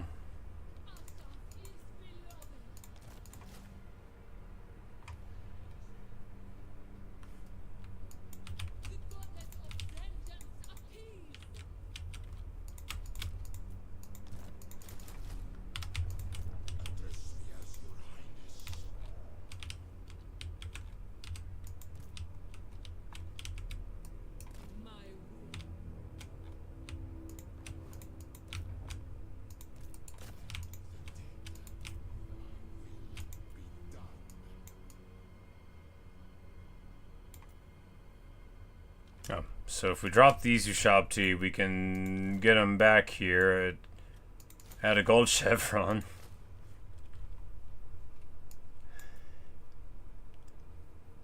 Yep, you know, this is the time to take advantage of all of the cool stuff that you've done in the campaign, right? Like the ability to suddenly turn all of your units into better units.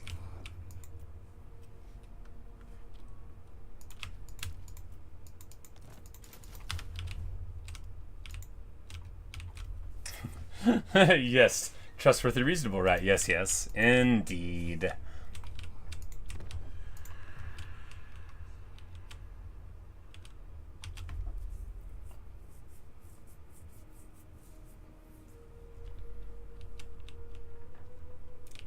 Strong siege offense. You know, back in 2, whenever I was trying to play Ikit, because I'm not like good with gunpowder, it's not like what clicks with me in the game. I remember trying to win some siege for like ages, and I couldn't get it. Like I had to build like plague claw catapults in order to get it, because like I just couldn't figure out like what I was supposed to do. I'm like, how do I win? How do I get in the wall? How am I supposed to beat my enemies with this army, right? And here we will take the Venom Knights of Asaph because, yeah. Because now is the time to get all of the coolest stuff that we have been denying ourselves for the rest of the game.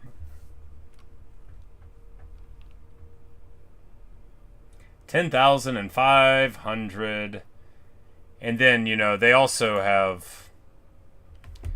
Yeah, compared to other rank 9 things, so they have higher leadership. They have higher melee attack, defense, and a huge more amount of charge bonus. It's all so good.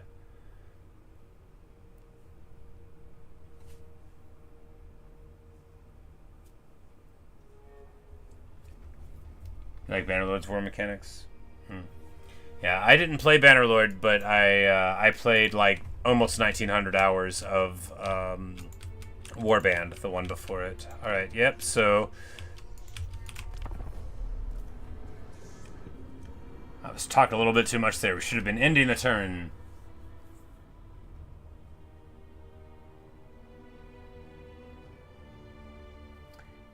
Yeah, we'll consider peace if they war with half the other nations of the game.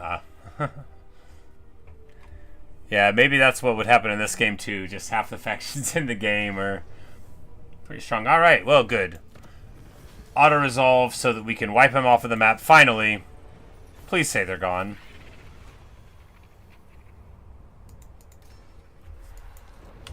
Yeah, they're finally gone.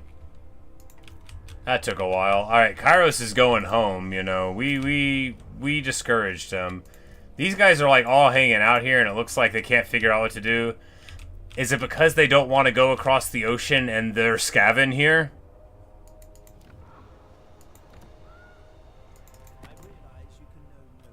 Could be.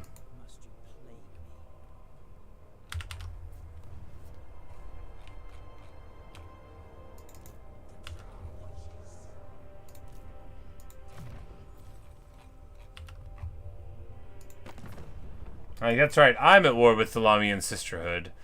I guess we have to go up there and beat them. Is that like one of the objectives? Do we have to walk up there? No, you don't have to.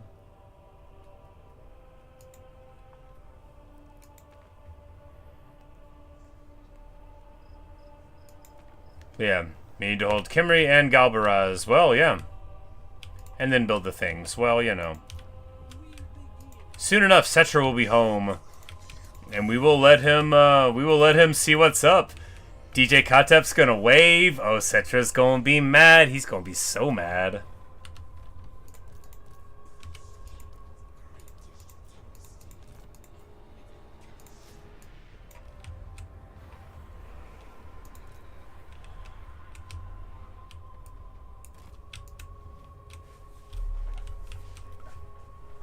Yeah, the Skaven start like here, and exactly. Krotgar's AI is broken, so there's Skaven here and Skaven here, and they've been at war with him the whole game.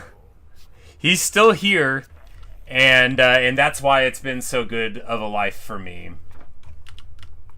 Because all I had to do was take out Thoric, and he, very early on, he march stanced around to, like, right here, and then we just bushwhacked him and then fought him a couple more times, got the book here, and then, you know, it was all over, but the dramatic amount of shouting over the next 70 turns. We'll get Perfect Vigor on the Ushabti soon, which is going to be super nice for the coming conflict. I mean, what conflict, Setra?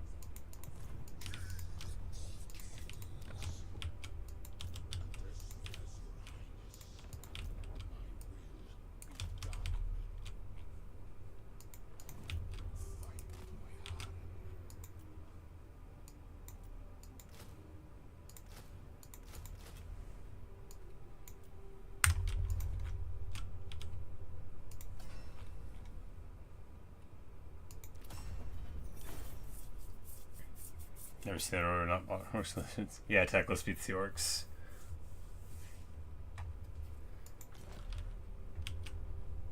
And Teclis was almost dead, but we vassalized him and gave him most of these lands as we were beating up on the vampires, who, of all things, were doing well. Yeah, Manfred is there. Krotgar is alive because of the very, very strong preference the game has for leaving major factions alive if they're only at war with minor factions. You can click a button called Minor Faction Potential that'll sort of like override those preferences, but I usually don't because, well, it makes it a lot easier because if minor factions are better at playing the game, you get to beat up on them rather than worrying about Vlad von Karstein. You'll just look over and Zufar will have taken him out. Yeah, the auto-resolve loves lizards against Skaven, right? So they got shields, they got armor, they got the weapon strength, and these are minor Skaven factions, so they don't get access to, you know, any of the cool stuff that sort of skews results. And I think lizardmen just hang out, like they just sit there. I haven't actually went over and said hello to them, but I think they literally just chill.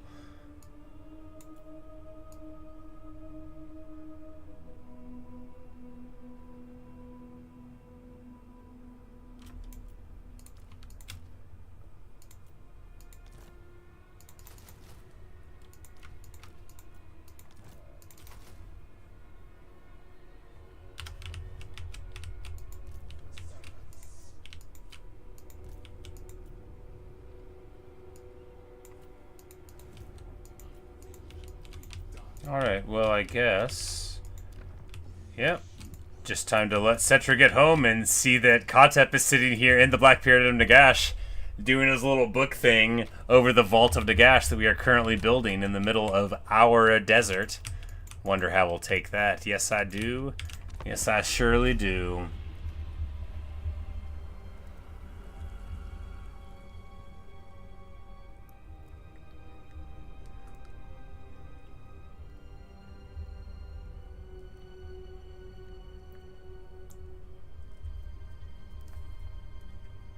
Harkin's so good against Skaven.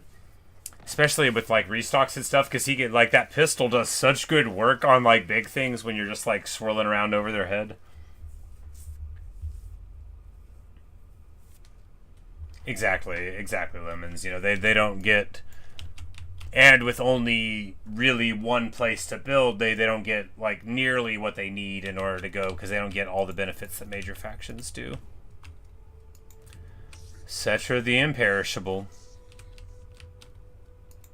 Setra the always be throwing a fit about things.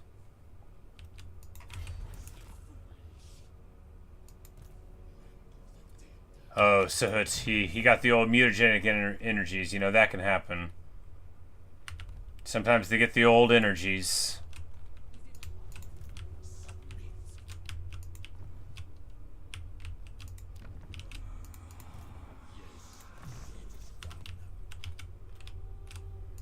We could have been sitting the people in the Black Tower of Arkhan for the trait, but, you know, I forgot. Oh. Nurgle corruption's getting out of control. That's actually pretty bad. We need to,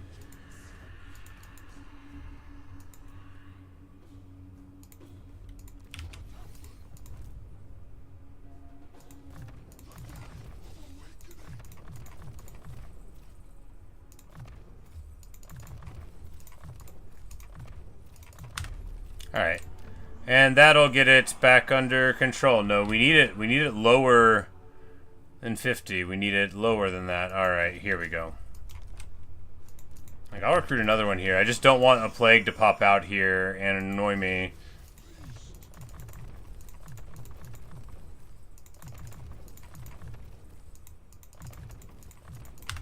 Alright, there we go. Now the corruption will go down. Auto-resolve really likes 12 Skylanders versus Lizards. Well, you know, in fairness, the Lizard Air Force would be very bad at taking them out because Cathay... You know, if Cathay just had some archers to clear up the pterodons if they had them... Lizards don't really have anything on the ground that's good against Sky Lanterns. It would just be a matter of living with your army while you shot them up inefficiently. You know, it treats Sky Lanterns and auto-resolve sometimes as if they're Thunder Barges. The which they are not. There's a difference between them. No one knows what it is, but there is one.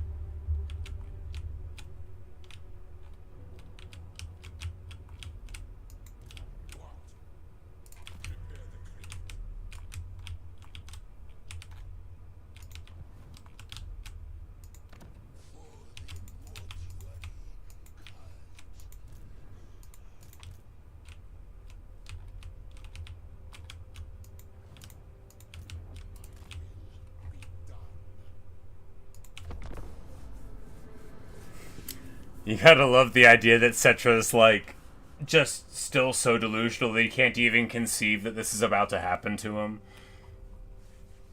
After all, I just let him go back through all of my armies. Respectfully-ish.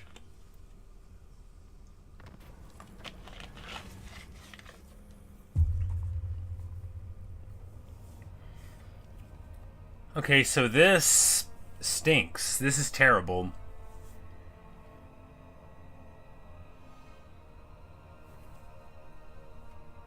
We either tank our infantry and leadership and melee defense, or we do bad melee attack and melee defense for monster units everywhere.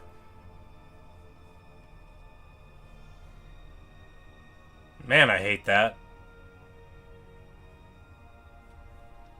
I guess we just make the monsters worse.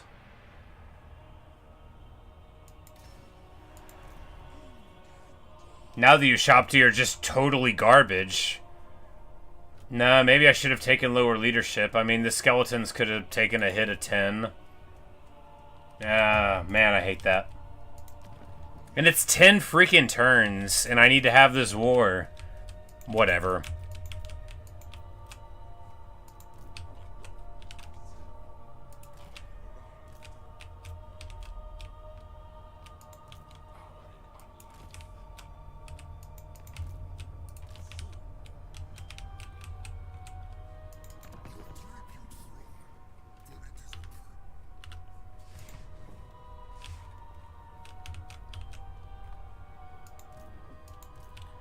Yeah, I mean, like, we have so many more, and in these non-elite armies, without all this stuff, you know, the skeletons going down to, like, 36 leadership, that'd be really bad.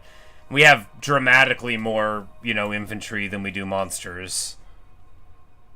And really getting the skeleton spears up 10 attack, I mean, that's pretty good, because we've got, you know, a little bit of AP damage from iron mines, and then in our main army, you know, Khalida, from beating Thoric and stuff, you know, her infantry are now, like, pretty juiced with that, you know, 58, 53, 50 for Tomb Guard. It's not bad.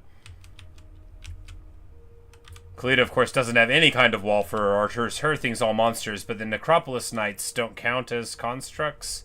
Yeah, because it's monsters, not constructs. So it works to Eyes of the Desert, but not Necropolis Knights because they're monstrous cavalry. What? You know, they're probably supposed to be on here. But it skips over them to do Sepulchral Stalkers, but not the Necropolis Knights. So, hey, you know, that's alright then, I guess. Oh, these are infantry. Sepulchral Stalkers are infantry. And monster just doesn't... It just means monsters or monstrous infantry. Alright, there. The more you know.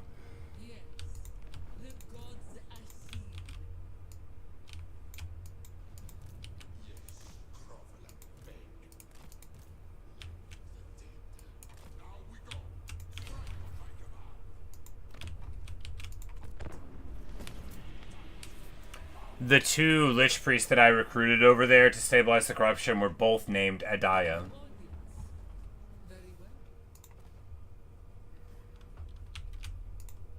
A defensive alliance? How about a non-aggression pact?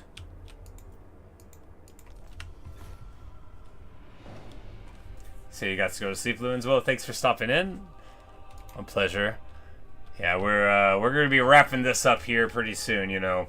Now, you know, we needed a narrative thing to start the war with Setra, which was going to be, you know, we confederated Khatep, and the vault is getting built, you know, next turn, so that'll be the call to war. Setra the Imperishable will have recruited his armies, you know, he'll be ready to fight, and so too will we.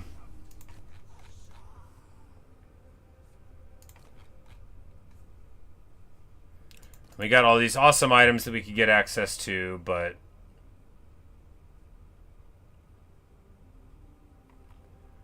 probably just gonna get to it without worrying about it. You know, you hate to not use your stuff, but like, you know, do you want to spend 20 minutes getting items to make your dudes a little bit better for your very, very last battles? I mean, maybe, but we already got like the cool stuff on most of our things. Of course, Setra's in such a bad spot here, because he's got, what, like 3, maybe 4 armies, and we will... Even if Setra were able to beat 3 of our armies with each of his armies, we'd still have 1 left. And he's not going to be able to do that.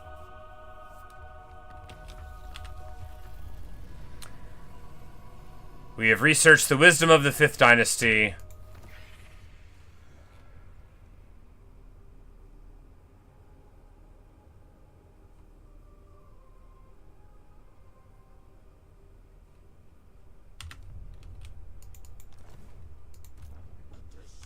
And right as that wisdom goes, the Vault of Nagash is built.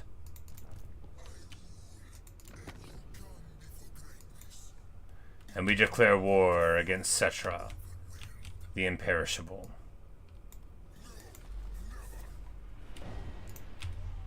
Perfection.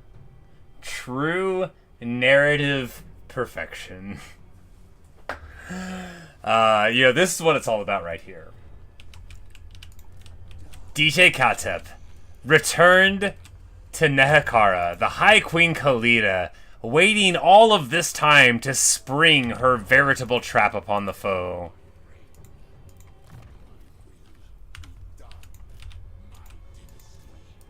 And it's time to take Kimri.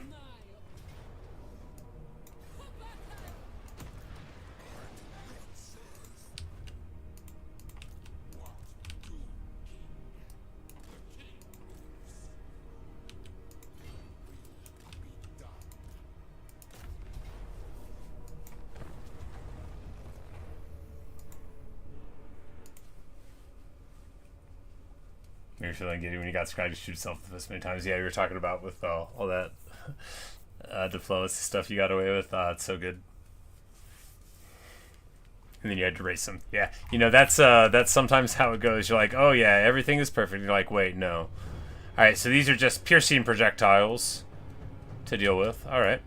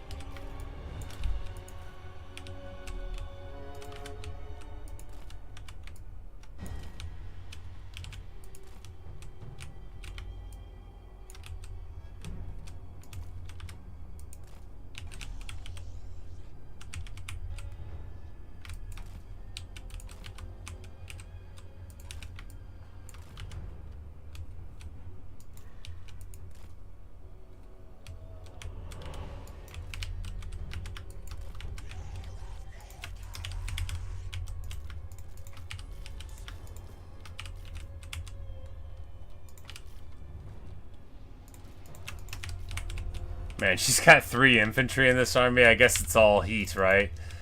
It's all heat. Alright, let's get to it.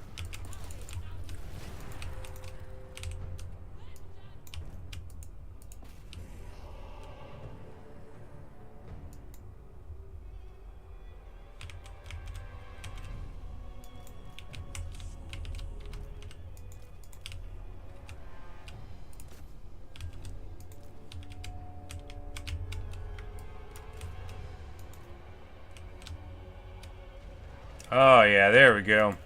You're gonna shoot at Khalida, the High Queen? Oh, they got a Casket of Souls in there also. That's actually not great. But they don't have, like, good targets there. But, you know, we don't want to just be getting our dude shelled by it. Can the Casket see everything? Yeah, it sure can. Oh, God.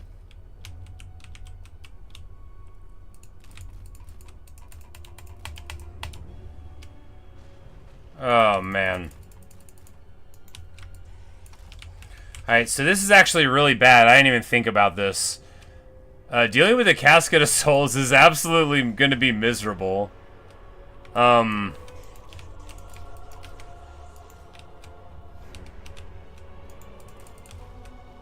just gonna, like, kill a whole ton of my stuff. I guess we could, like, break in the back wall and do it. You know, normally with the casket you would, like, fly on it or something, but here we don't have any flyers, right? So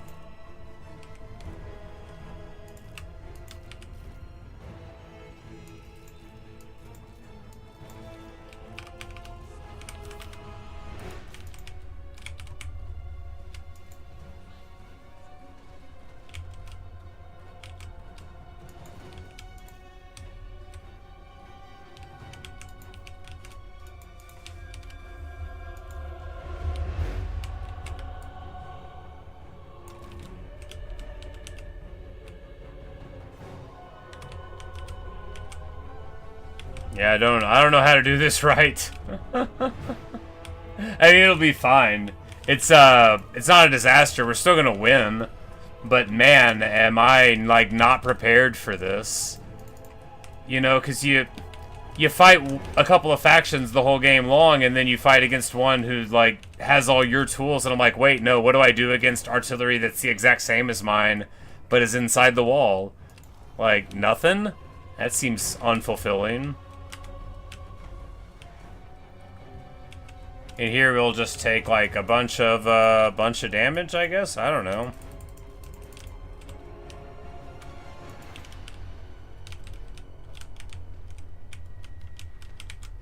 Like, will our arrows blow up the siege equipment?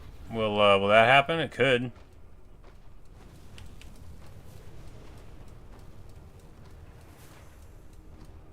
Sometimes you can do that. Oh, well, you know, worth a shot.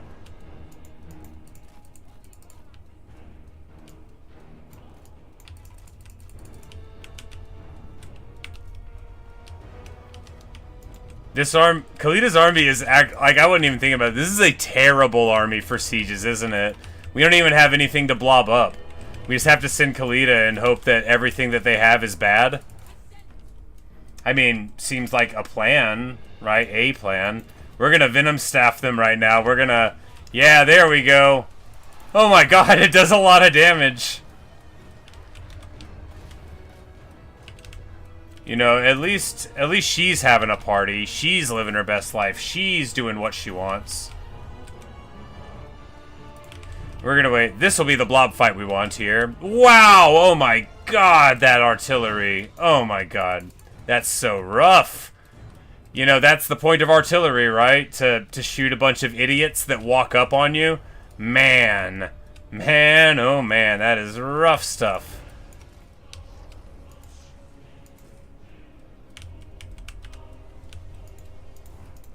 But, you know, at least we got the casket here, right? Khalida will just solo their whole army, including this Kemrian War Sphinx. Oh, yeah, it's a Kemrian War Sphinx. That's alright, then.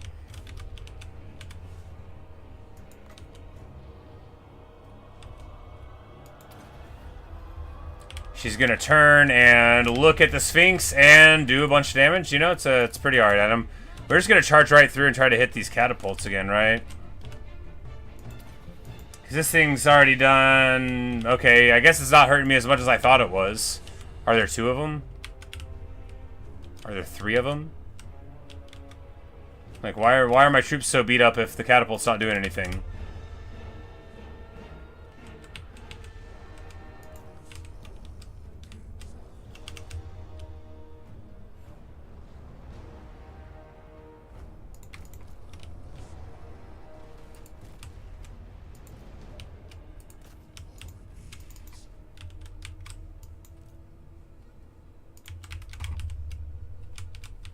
Alright, what happened to Khalida? I lost her.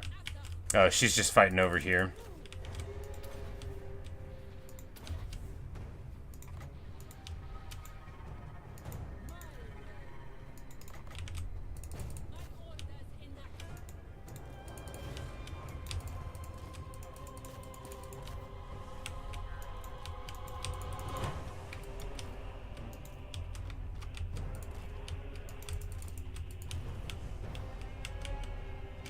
Yeah, this army is terrible for sieges. It's just god-awful.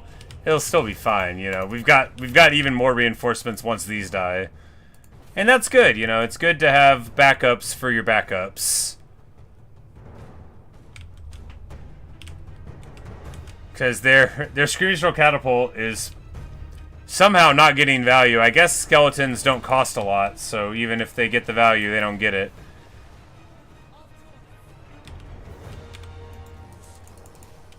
Necronites against Necronites.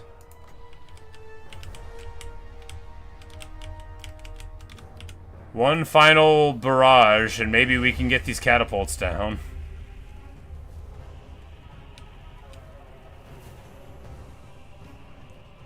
Nope. We're just getting all of our guys melted, trying to get in this door. At least their towers are protecting us a little bit.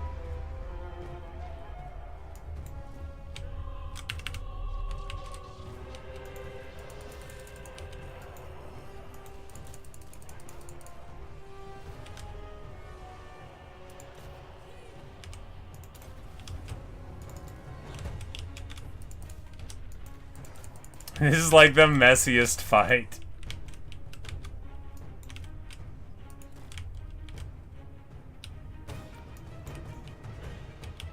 I think we'll be 5 because we'll just like walk right up here, right? No, we'll get stuck on the architecture. I think actually at this point you'll entirely break the AI because it'll try to go there and it'll go around the whole map. Yep, that's right. Awesome.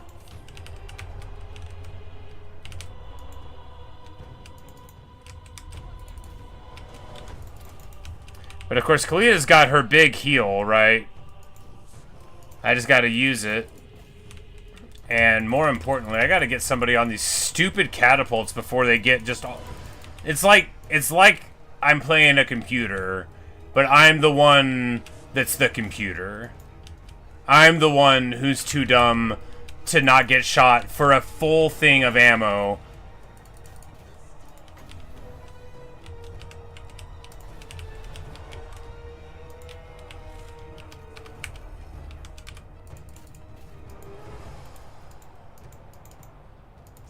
I mean, at least he's got the mortis, right?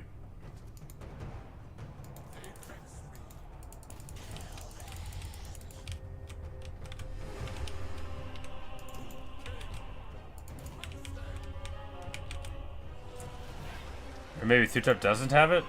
No, it's the other. So it doesn't have it, yeah. Well, he does have the ability to drop this fat banishment on the foe. Oh yeah, that'll do something.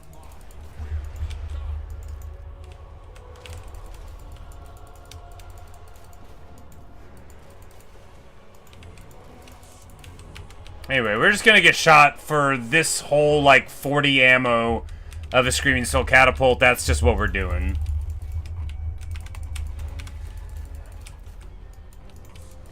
Yeah, I guess I gotta remember that what I said when we came in here, which is that we could lose these and it would be fine. I didn't mean it. I meant I wanted to win. I mean, this will be the hardest fight anyway. This is, after all, the seat of his power.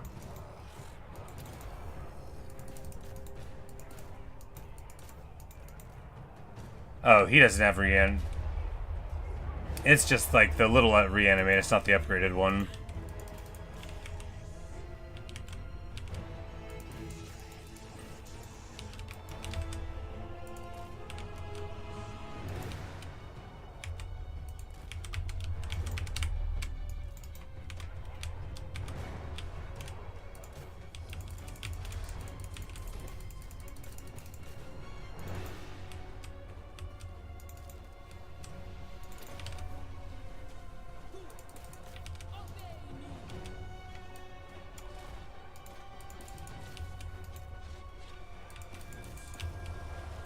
I mean, I guess the Monster Mash is having a big old party, right? Because Khalida's in here just, like, being alive, reducing everyone's resistances. This Tomb King has, like, really juiced stats, huh? He's got all the defender's bonuses on top of normal ones, huh?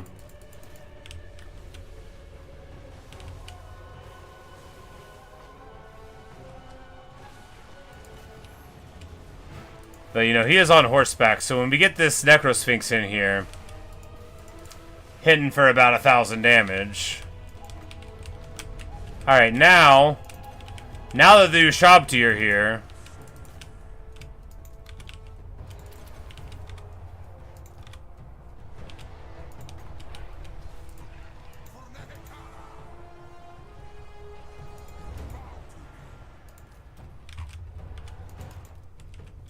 oh right, they don't have the good magic over there. They've just got light.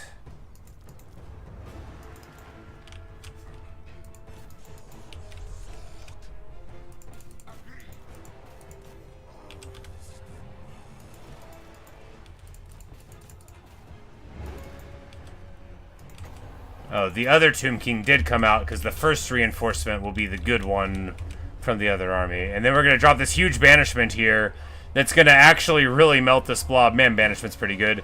As long as it doesn't turn into your own forces, which here it didn't do.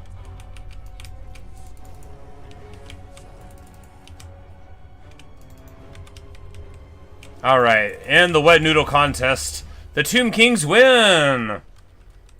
And of course, rather than get into the city, which you never can do, we just fought here until the foe died. Hey, it went fine.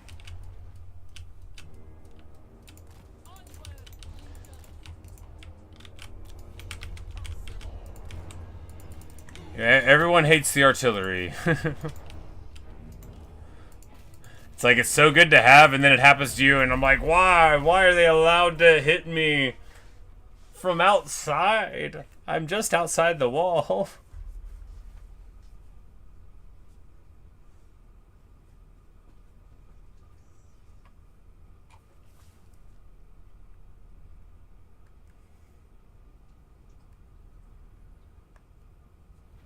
Yeah, this army doesn't need a Tomb Scorpion, like, at all.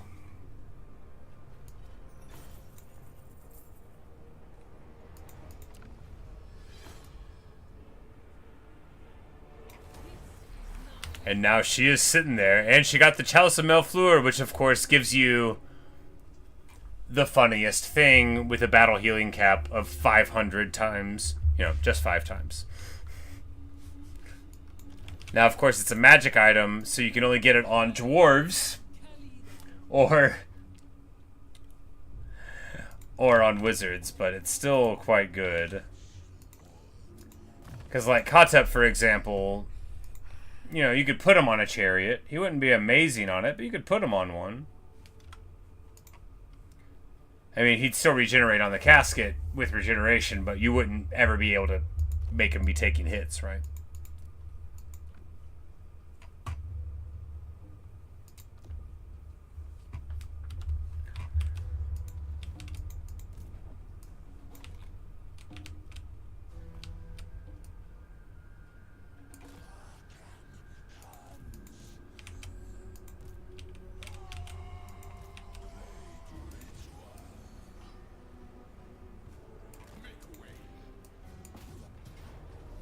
And now, The Grand Hierophant Khatep, coming to give battle to Setra the Imperishable.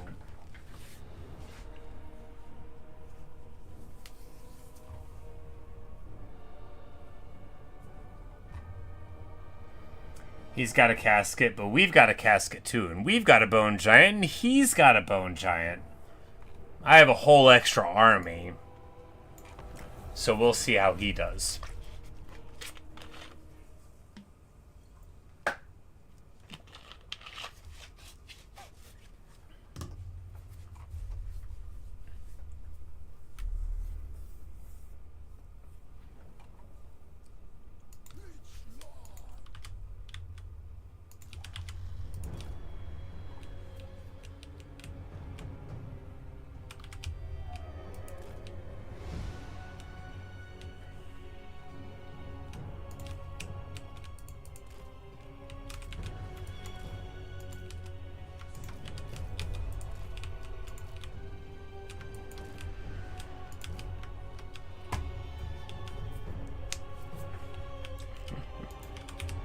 Exactly. Look, if Setra had a fair fight against Khatep, then he'd be really insulted. He'd be like, what? You thought you could do this? On your own?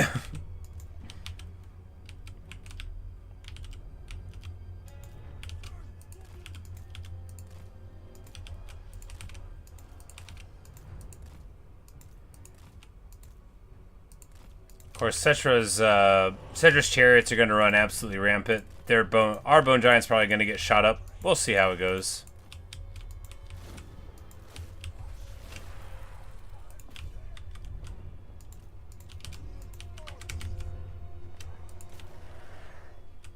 Alright, their bone giant's going to shoot our bone giant, and that'll make our bone giant lose unless we can do something about it.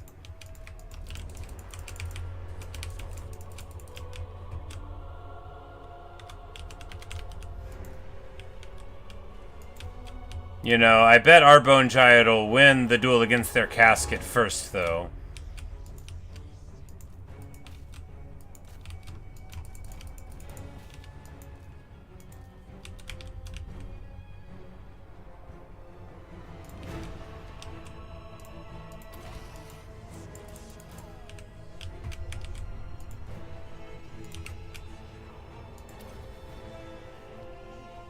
Alright. He's on his thing, so it's hard for him to get to where he wants to be to cast.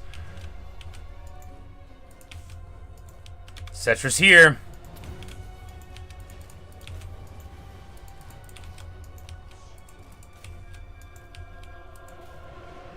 Man, you just trash can that unit. Oh no.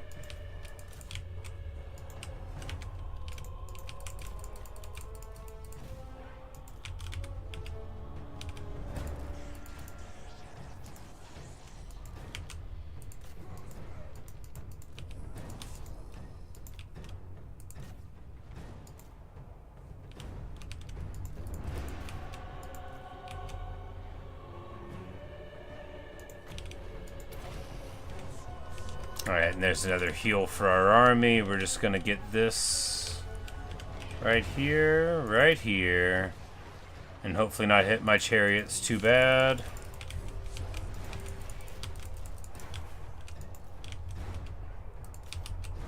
Like, are any of us shooting Setra? I think so. I think several of us are shooting Setra. Fortunately, I forgot my guys were over there, allowing their casket to shoot me the whole time. The good news is that I forgot this army was coming in, so we'll be fine.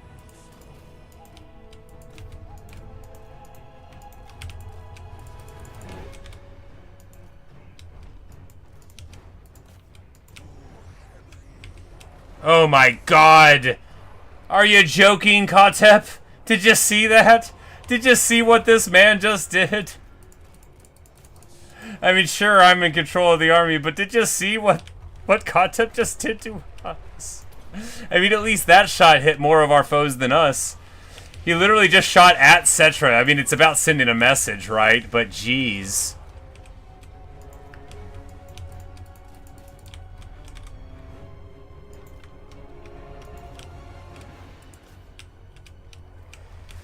Because the thing is now the heavy hitters are here, and it's time for Setra to really brawl. And one of these is a Necrosphinx who will be delighted to punch him. Oh, he's gotta run. He's on his chariot of the gods, and he's gotta run.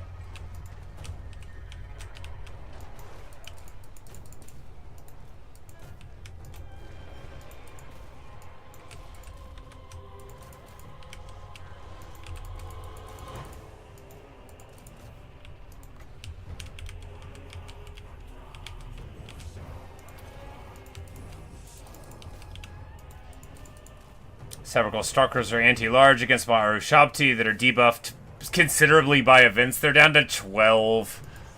You know, I forget about that too. The construct heaviness that was in Khalida's army was also debuffed by that dumb thing. Alright. Another Realm shows Ushabti. I mean, we're fine. We just got, like, the best part of our faction is sitting back here not shooting anyone.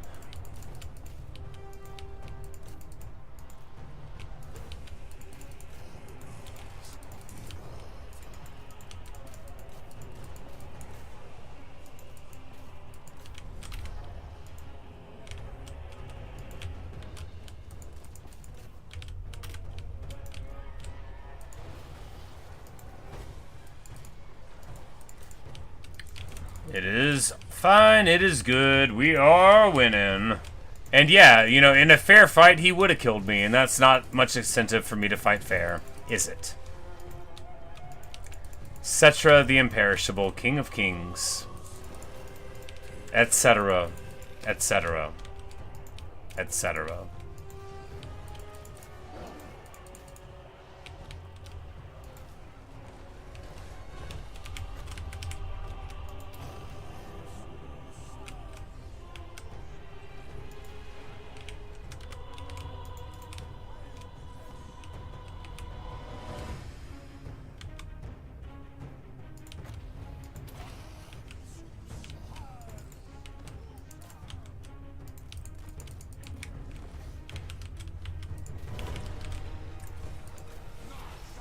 Like, he's just trying to brawl now.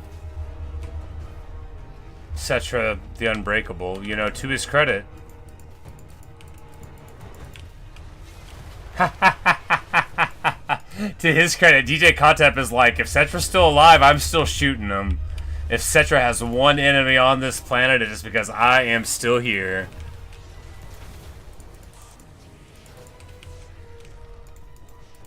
And you know Setra wants it. You know, Setra can see him out there. Setra's trying to get it. Man, what a terror he is. Like, you can't kill him.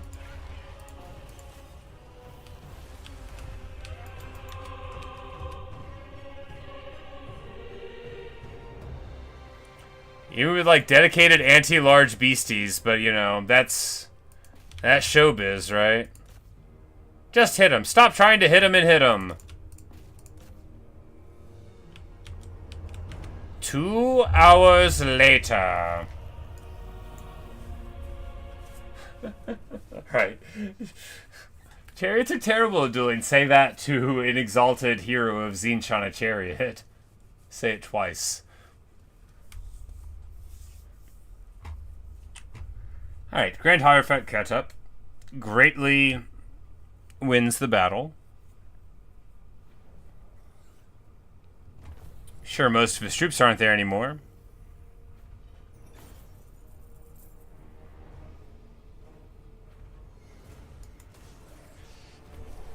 Glorious. You know, and he gets a charge bonus and negative control to the province. Khatep should get a special trait. I think some lords should get special traits for beating lore rivals. Like if Grombrindle beats Malekith, I don't know, maybe he gets one, but I think he should get one. You know, that kind of thing.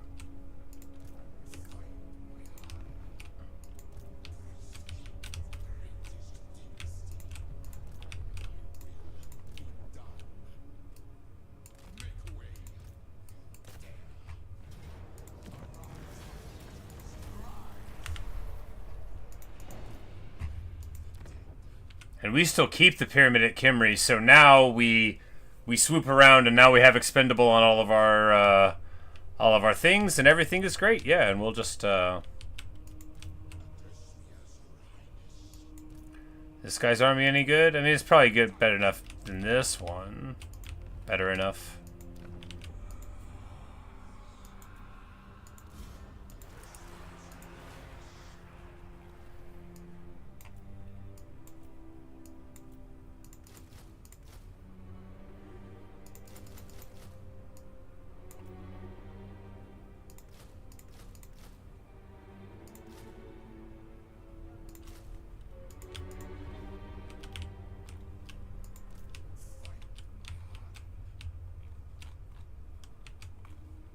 Hard knock life, Setra.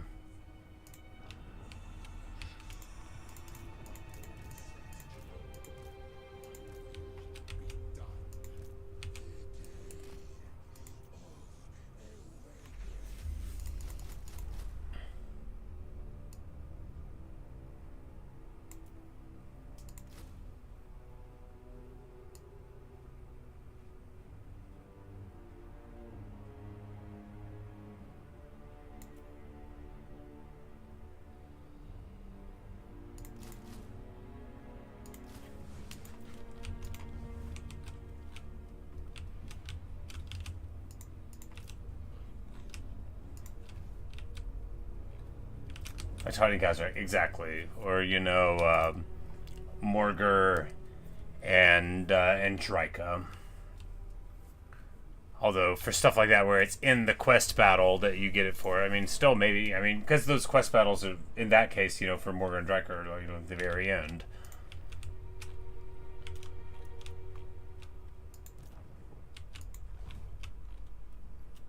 And there could be really fun ones for rare stuff, like if Malice beat Malekith, you know, or, like if a Skaven Legendary Lord beat, you know, another one, then they could get, like, something more special, you know, like whoever beat Ikit could get whatever, you know, cool thing. Morgur and Orion, yep. That would make more sense, because Drika hates Morgur, but, you know, Orion has the rebirth thing, and Morgur does too, so that would be more sensible. Speaking of sensible, we have all 5 armies here.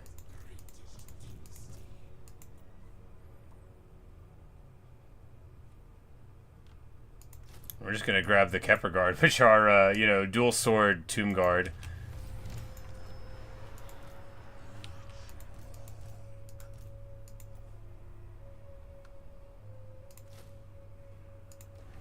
We're just going to start recruiting the cool stuff. No one can stop us.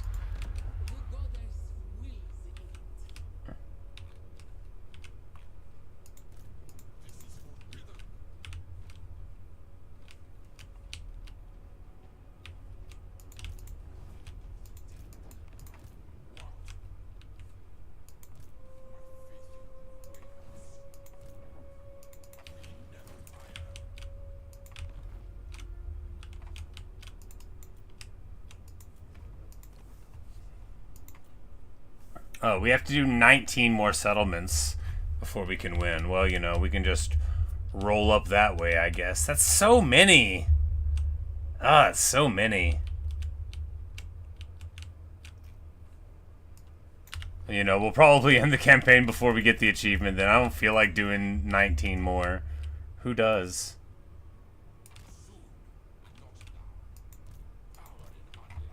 I mean, I guess it wouldn't take too long, because we can just, like, keep on churning armies here, like, every couple of turns. And then just stick them here at home while we push everything up. I mean, yeah. Auto-resolve our way to victory.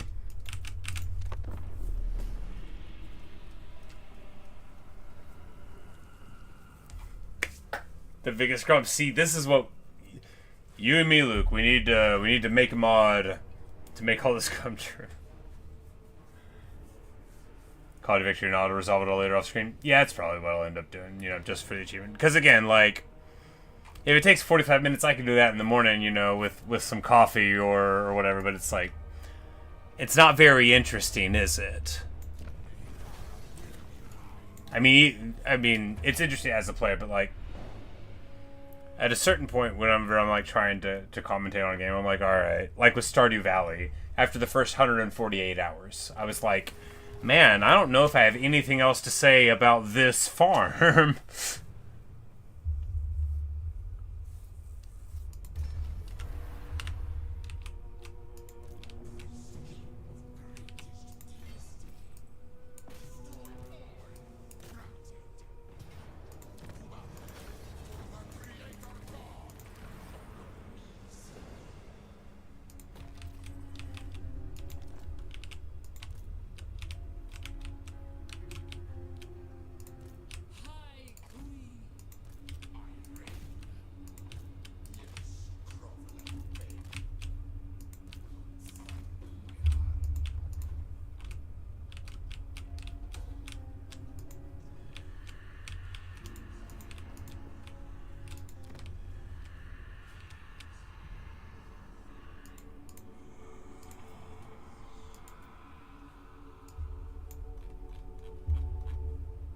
Like, don't we have really high recruit rank now? Yeah, we can get level 15 lords now, which will only level up if we have to. They start out with sphinxes at that level, of course, which is objectively very good. Alright, we need these armies to be, like, serviceable, but they don't need to be special. Bunch of random junk. Seems fine.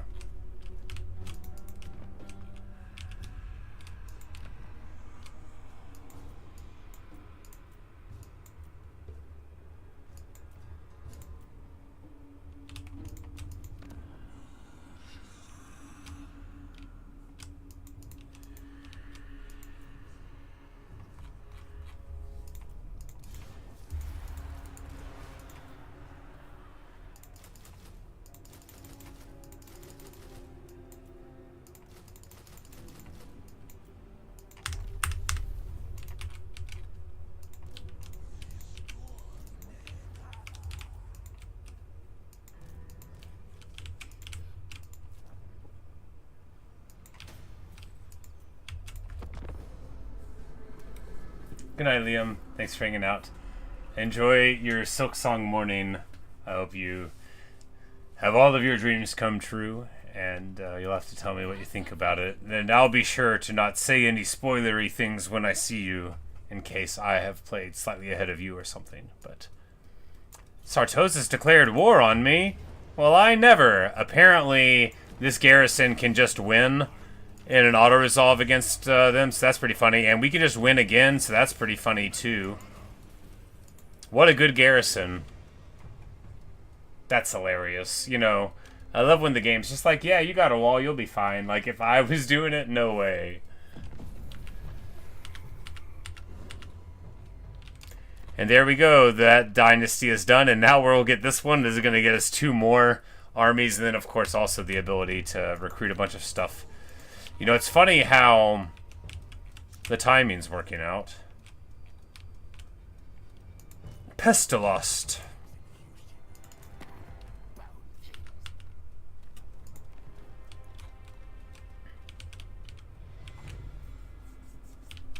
Perfectly balanced. Indeed, as all things should be.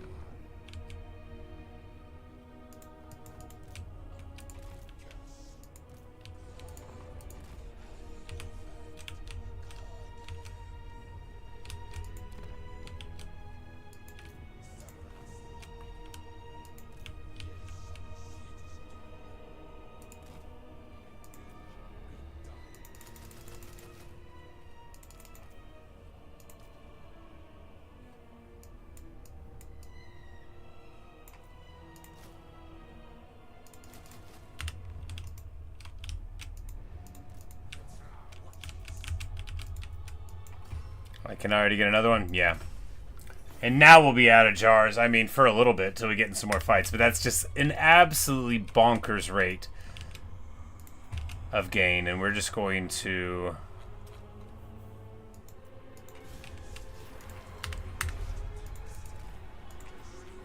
grab this guy here. One of these, 2 of those, 1 of those, 1 of those, 1 of those.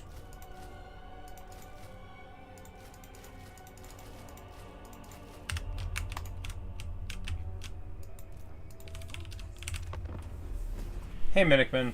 What's up? Oh, we are rolling over the land of Warhammer.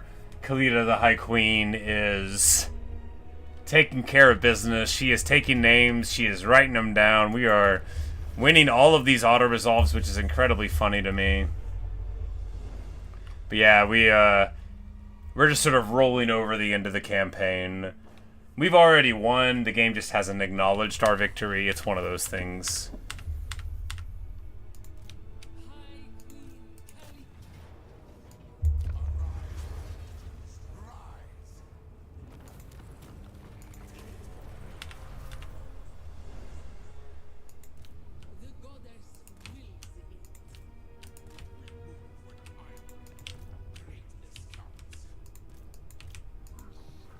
But it'll give us an opportunity to fight a little bit of orcs, too.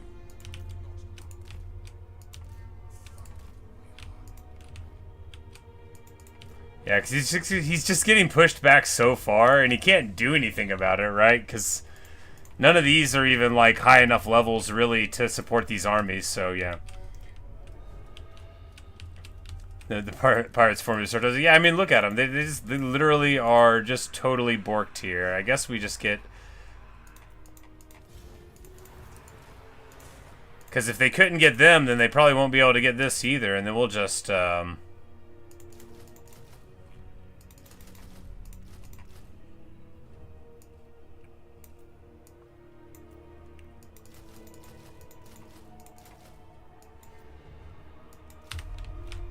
I mean, like, why not get an army up there? After all, if we win a couple more of these auto-resolves, we can just go up and take some of their lands.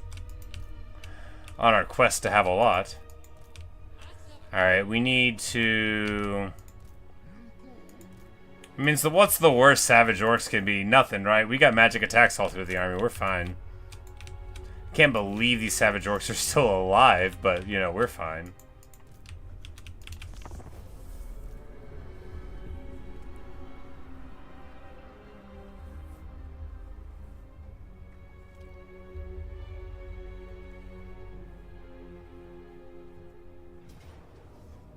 They did it again, and we win again! All about that Lord recruitment. They're not going to be able to keep doing it, you know? They can't keep getting away with it. Yeah, you know, Vampire Coast, the auto-resolve hates them. And my faction's got all these sweet effects, too, that make it even better than they would ordinarily be.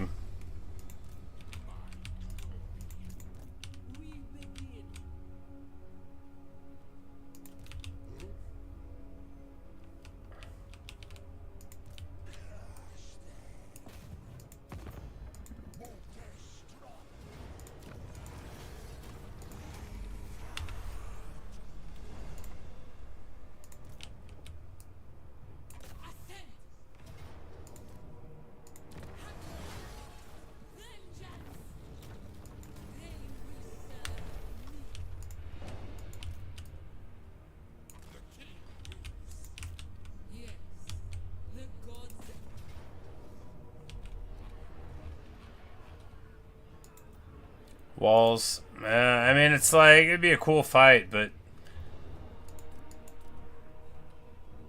But would it? It's just walls, you know. Yep, and this is how you know that you've won. When you're like, I don't even feel like fighting people anymore. Didn't I already win this? Galbarez was one of the victory conditions, though, right? One of the non-60 ones? Yeah, so there we go. We need to build the Pyramid of King Far. Which we build here in 8 turns. Because our guy that speeds up building isn't around.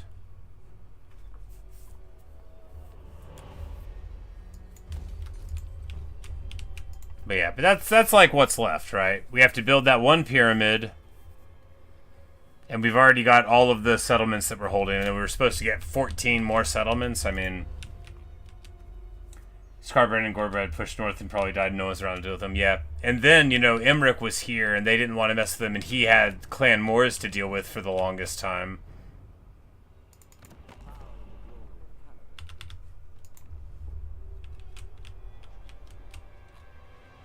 Went far up here near. Oh,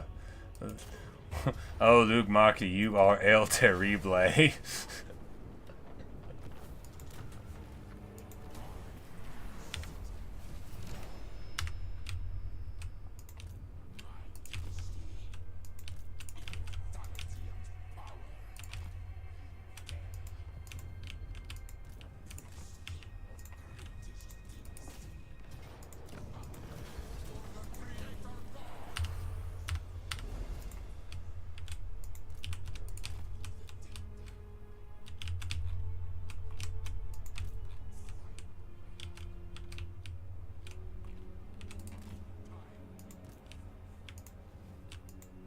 And I'm like, some of these guys need to go in this other direction so that we can beat on these Skaven factions that are here. You know, there's no reason to be delaying too much here. We should Neferkari the coward. I'm like, he should be doing something with his time. Like, who lives up here? Let's go find out. Let's get you rolling out. These fools probably gonna run up and lose again.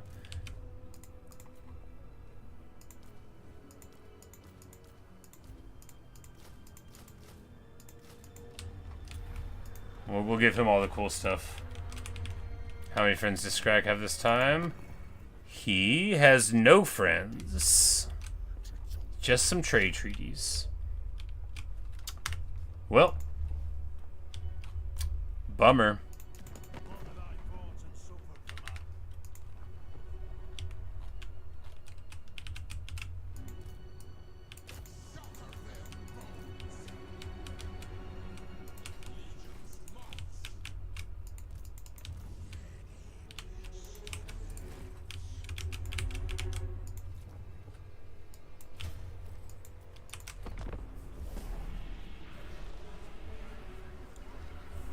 Yep.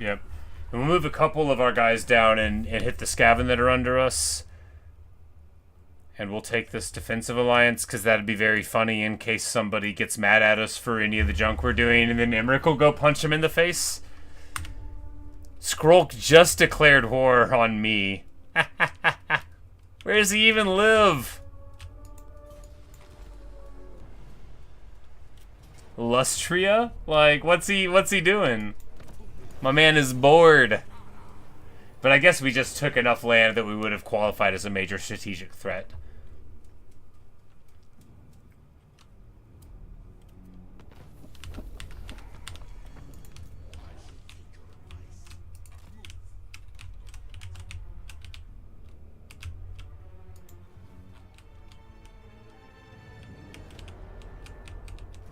Lizards aren't expanding. Yep. There you go. Because if you don't have to worry about Mazda Mundi, and you don't have to worry... Yeah, we should play a Lord Scroll campaign, huh? While the kitten's good. Oh, he's bored over here. He must, yeah, so it's Strength Rank 1. And he has 36 settlements. Yeah, you know, what else is he gonna do? He's at war with Kairos Fate Weaver, Disciples of the Maw, and me. No, that's Setra I was looking at. Anyway, we'll be fine. We'll be fine.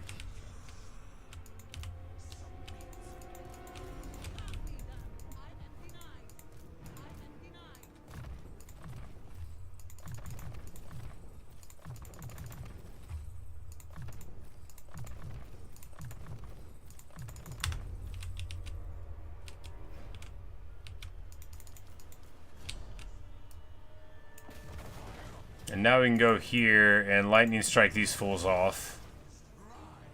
Never should have come here.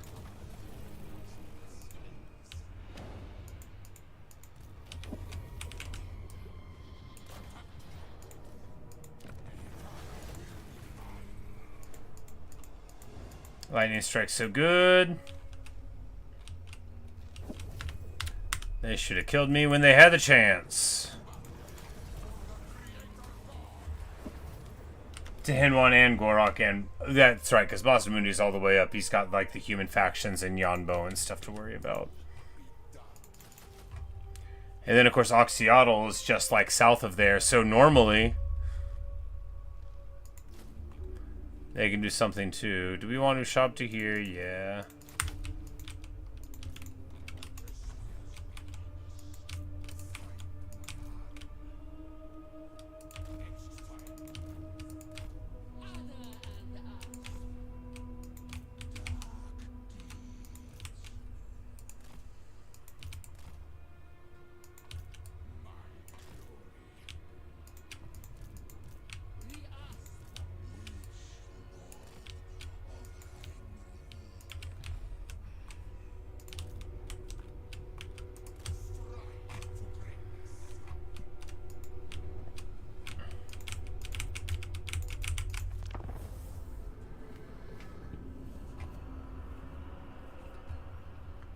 Kairos is trying to roll in from this side now. I think if we just, like, have an army here, though, it should be enough to dissuade him. Setra wants peace. Aw. Poor little guy. How does he think that'll work? He thinks we'll just forget about all this? Go back and sing whatever you have instead of Kumbaya whenever you're Setra?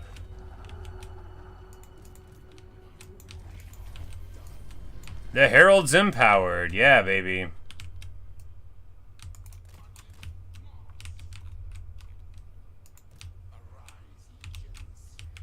We've already been to Orion's camp. We can just move in here. This dude, does this dude have a book? I think this dude's just like a rogue army that doesn't have a book. Some of the Books of Nagash are just like plain underwhelming. Worst part of living in this half of the world is the endgame has this cows every 75 plus turns in. Yeah, especially right now, because if Oxyotl can't deal with them, and he can't. At least my vassals' armies are doing well, right? We can give Teclis Talaqua.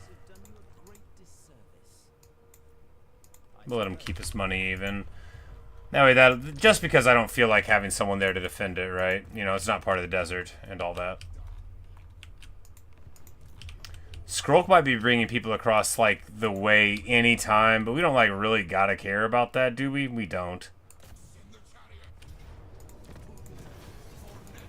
We're just trying to steamroll here, right? We just gotta make sure we don't lose any of the places that we can't lose.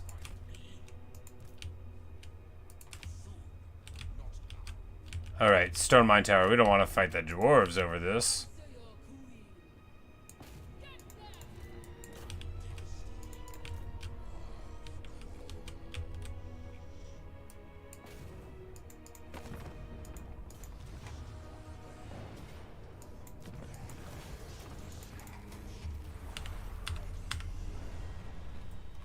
And we got the Scintillating Shield, which is one of the best items in the game. It gives you 1,000 barrier hit points, which, you know, is roughly speaking a lot.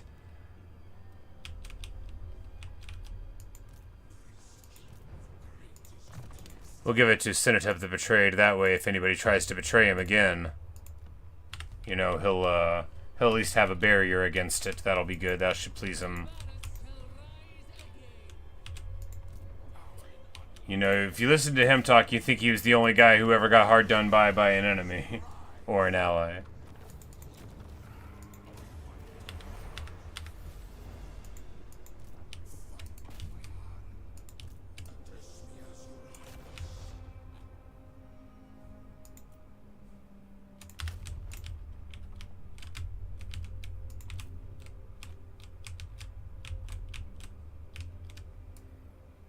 I don't think we ever took the Golden Tower, so we're going to go take it.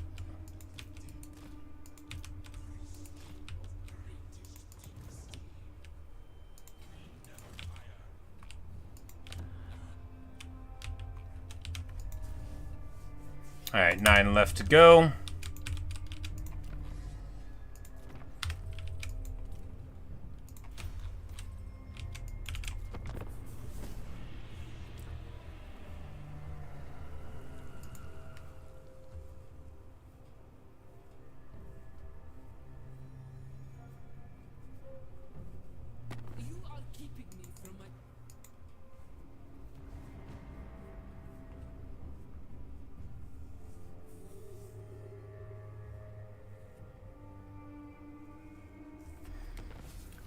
Like, hitting a whole bunch of settlements does make sense as some factions. I'm not saying it doesn't.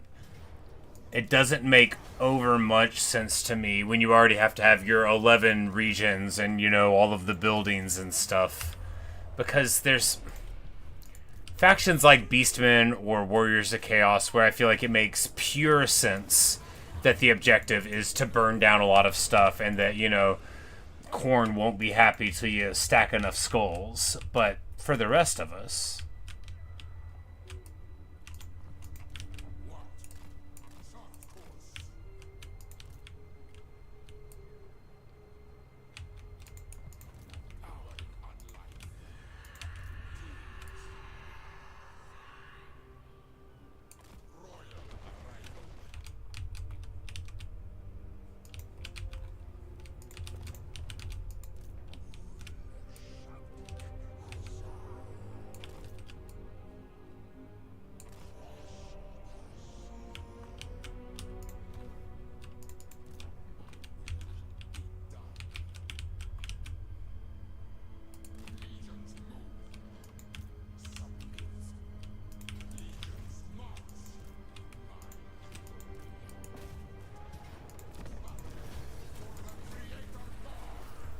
Yeah. It's somewhere in the range. I mean, I guess, like, look, 19 with what we had going on, it's not like this is taking a long time. We're really just sort of, like, thinking while it happens, and we're already within 6, right? I mean, it's already basically over.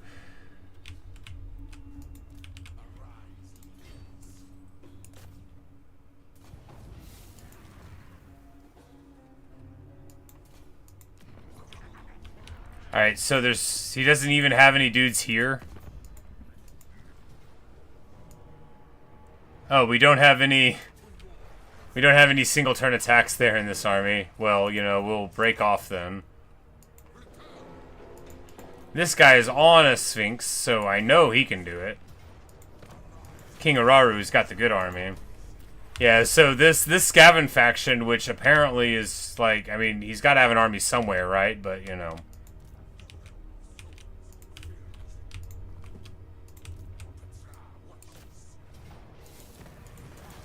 We'd already taken this, but we might as well take it again, just so he's not behind us. Oh, that was the only place that Skaven was at.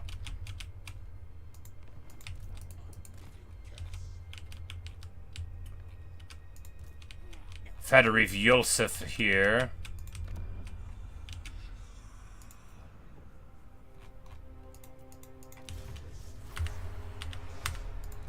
Oh. They're sending a couple of guys. Well, we can defend in detail, you know, as they approach.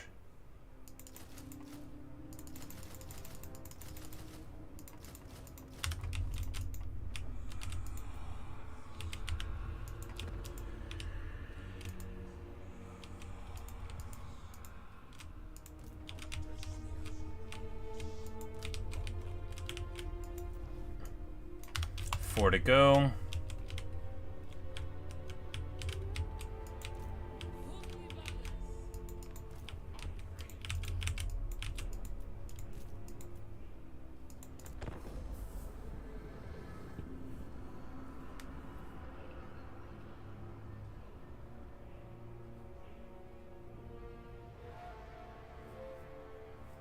But we must be one of the most powerful figures in the world, because Skrulk was #1 and our balance of power is super close to him. We must be, what, like 3 or 4? I mean, we don't have to be, but with these last couple armies we built, it wouldn't surprise me. We're #3, yeah, there you go. Our reliability is low.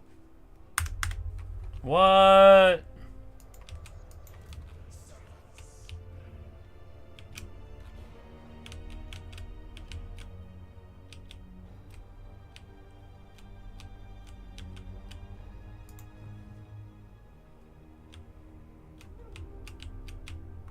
Oh, because we probably had like a trade agreement with the Scrag or something, probably.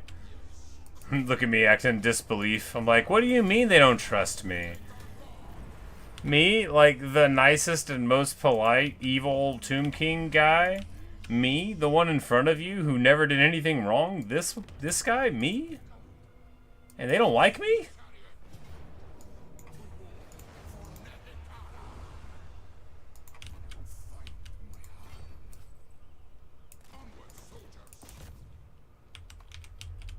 And then he runs out like a rat from a sinking ship.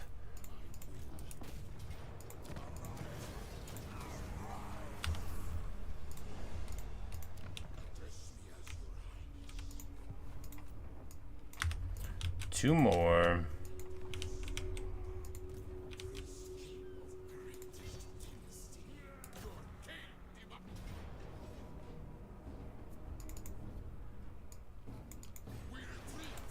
You know, apparently we can't win that one, so we retreat. We'll go this way.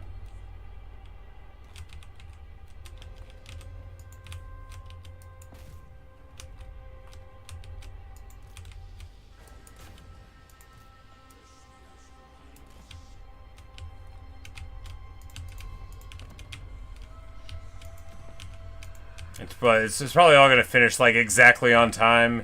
Yeah, we're going to do it like a turn before. And the long victory will click on.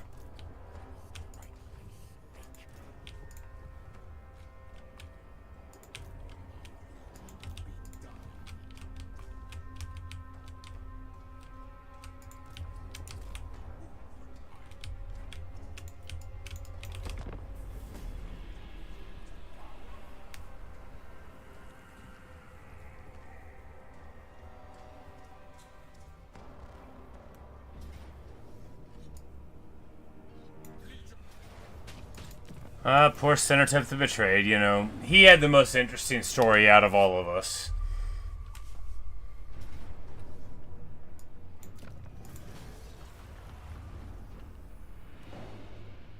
It's like, I'm pretty sure I don't need to hold the Sorcerer's Islands for my objectives. If we do, it's really gonna stink, but if we don't, then we're gonna do that great thing where we slide right in to the end of the campaign, just like absolutely sideways. Yeah. So we can't lose the Wizard Khalifa's Palace though.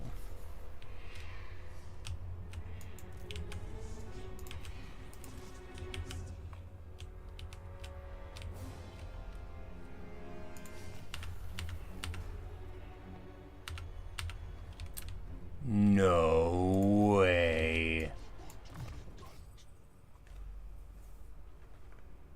Dude, you can get this Nurgle trait on a hero.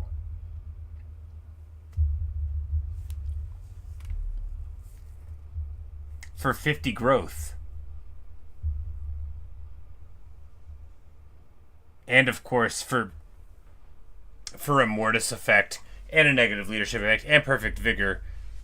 That that's bonkers. That is so good.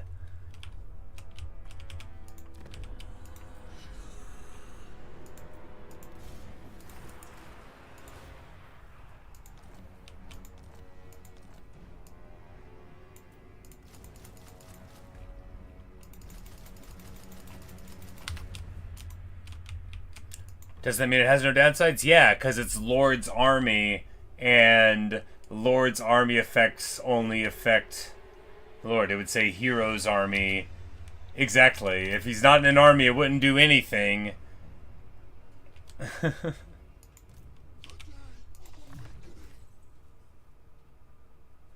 And anyway, those effects almost always say Hero's army if they're an effect that the hero will attach to their army.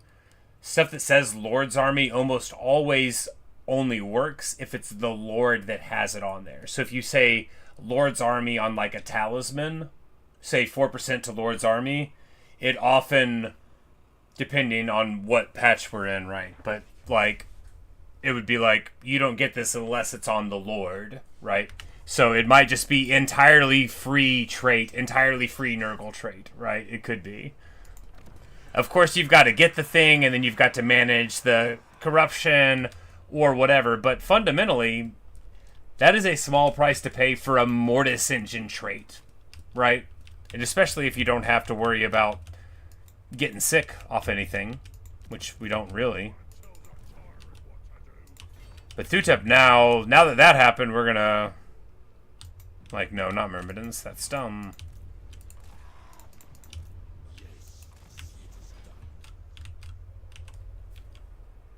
Its local province is supposed to apply to heroes. Exactly, yeah. Exactly. Is that the end of Aranessa? Yeah, you know, that was their fault. They attacked me.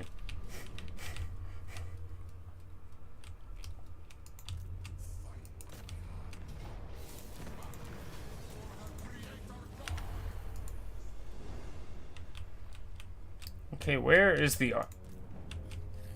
Okay, did the Skaven just not move? And did Krotgar literally sit here? Did he just, like, auto-defend sometimes? Because he's level 24.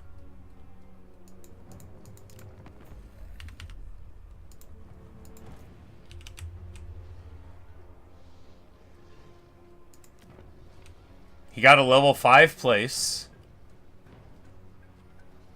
He could have a bunch of Saurians.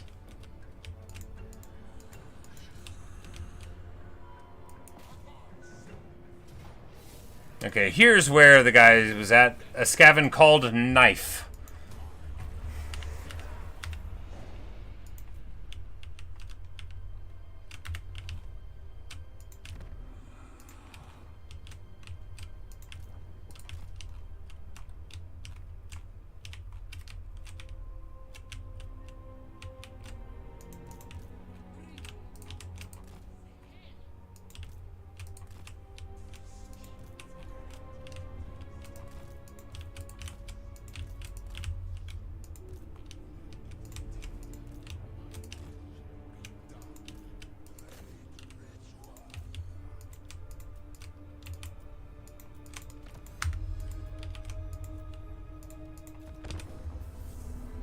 Last defenders for sure, right?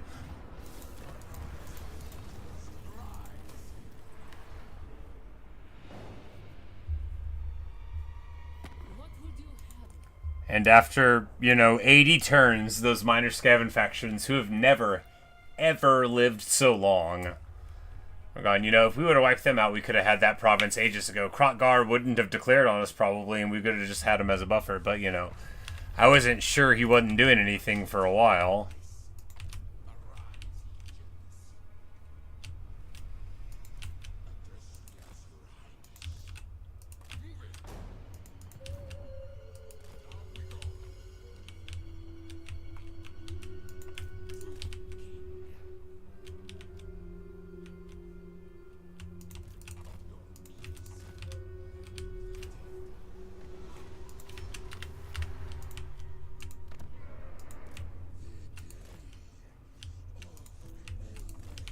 We just, walk right in front of Myrmidons there. Who cares? Not me. Get wrecked, guys.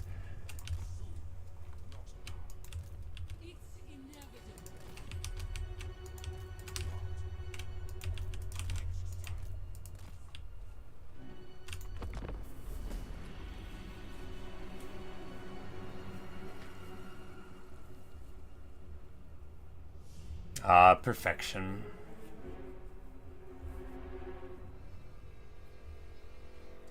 Truly a very fun campaign. Not least because it's much stronger than it has any right to be, right? Just having a party.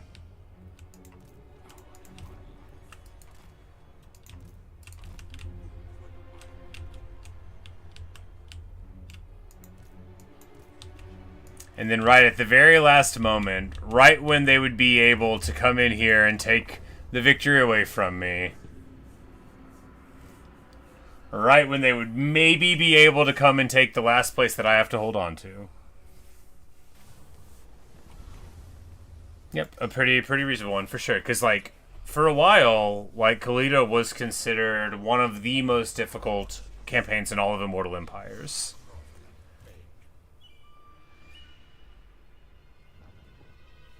And this was, not one of the most challenging campaigns I've ever played. It was a blast. I had a great time. I really loved it basically from front to back. Everything went so well. The Lizardman not being turned on was very effective for us, right? I don't think Vulture Mountain was one of the ones we had to have. If it is, and they got us right before the end, that'll be funny. Yeah, we hit 60, and boom, there we go. Walk like an Arkhan, and King of Kings, for that is what we are declared. Hashut speaks, the end is nigh. Dark energies manifest off the spires of Zarnagrund. Anyway, I started leaving the endgame crisis on after we win the long victory, because I was like, if I want to keep playing, that'll give me something to do. But yeah, long victory achieved. 35 reserve capacity for all armies. There you go. Khalida, the High Queen. 53 settlements owned. Just a blast, right? We got, we didn't barely use any of the special units we should have done. We used at least a couple of the regiments of renown, which if I had played my normal style and only gotten them for defense, it's fun to use your cool, unique units, right? We used a few of the items for great effect. It was a good time. We got that crazy Nurgle trait. It was a blast. It was good. We got 4 of the books, And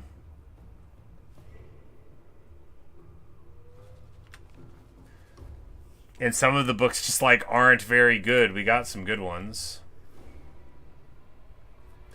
This one gives you an army and stuff, but I think that's the book that's always in the Black Pyramid, so.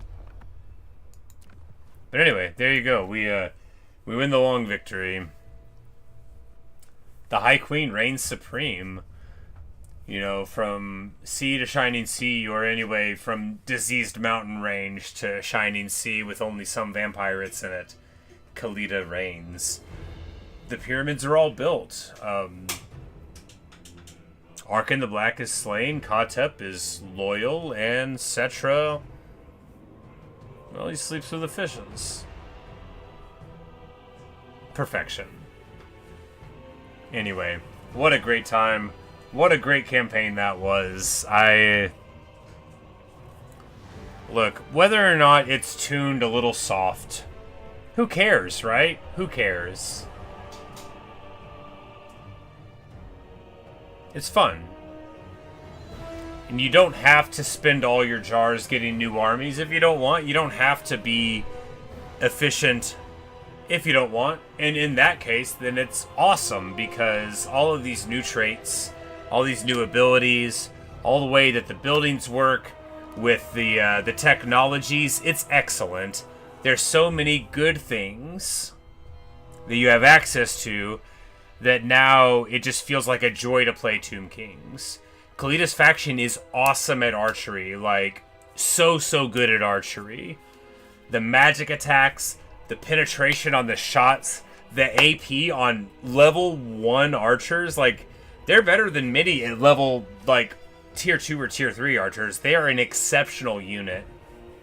Starting with a Bone Giant, it's so good. You're right. Dwarves are OP, Chaos OP, Tomb Kings OP, Chaos Roast, Cathay, yeah, you know, and all of those are true, so yeah. But anyway, so much fun on that campaign. You know, if anybody out there was on the fence about maybe starting a Tomb Kings campaign, I would say, you know, go for it. Khalida's a blast. I'm sure Setra is tons of fun too, and he can Pokemon all the other legendary lords, so there's that. Arkhan is, you know, if you want to play with vampire units, then play Arkhan. Khatep, if you want to play Khatep, play Khatep. But if you want to have Khatep, play Khalida or Setra. But anyway, tomorrow I don't think we'll play Warhammer. We might. If we do, it's going to be one of these little guys, because I picked up this. And, you know, we'll be able to play some Chaos Dwarves. A totally not overpowered faction. But of course, tomorrow is Silksong, or rather today is. So happy Silksong Day, everyone. I think it comes out in like 8 hours. And I'll be playing some of it. I don't think I'm going to like binge it for 10 hours or anything. But, you know, I'll probably play a little bit. And then we'll get some Three Kingdoms in there and some other stuff too. Jashoth, well then that's what we'll do. That we'll pencil ourselves in for at least a few hours of Total Warhammer and get on those Chaos Dwarves trains. The trains of the Chaos Dwarves. Sometimes they pull artillery, sometimes they just smash. But they're always very, very fancy. Very heavy metal stuff. But anyway, been talking a little bit too long. Just get so excited. But anyway, yeah. Good stuff. Thanks for hanging out, Luke. Thanks for watching. Thanks for listening, everybody. Really hope you've enjoyed. Good night. Liam, you're already awake. You're already asleep. Good night, Minikman. Lemons, you already left as well. Well, you know, good night, everyone who has not spoken.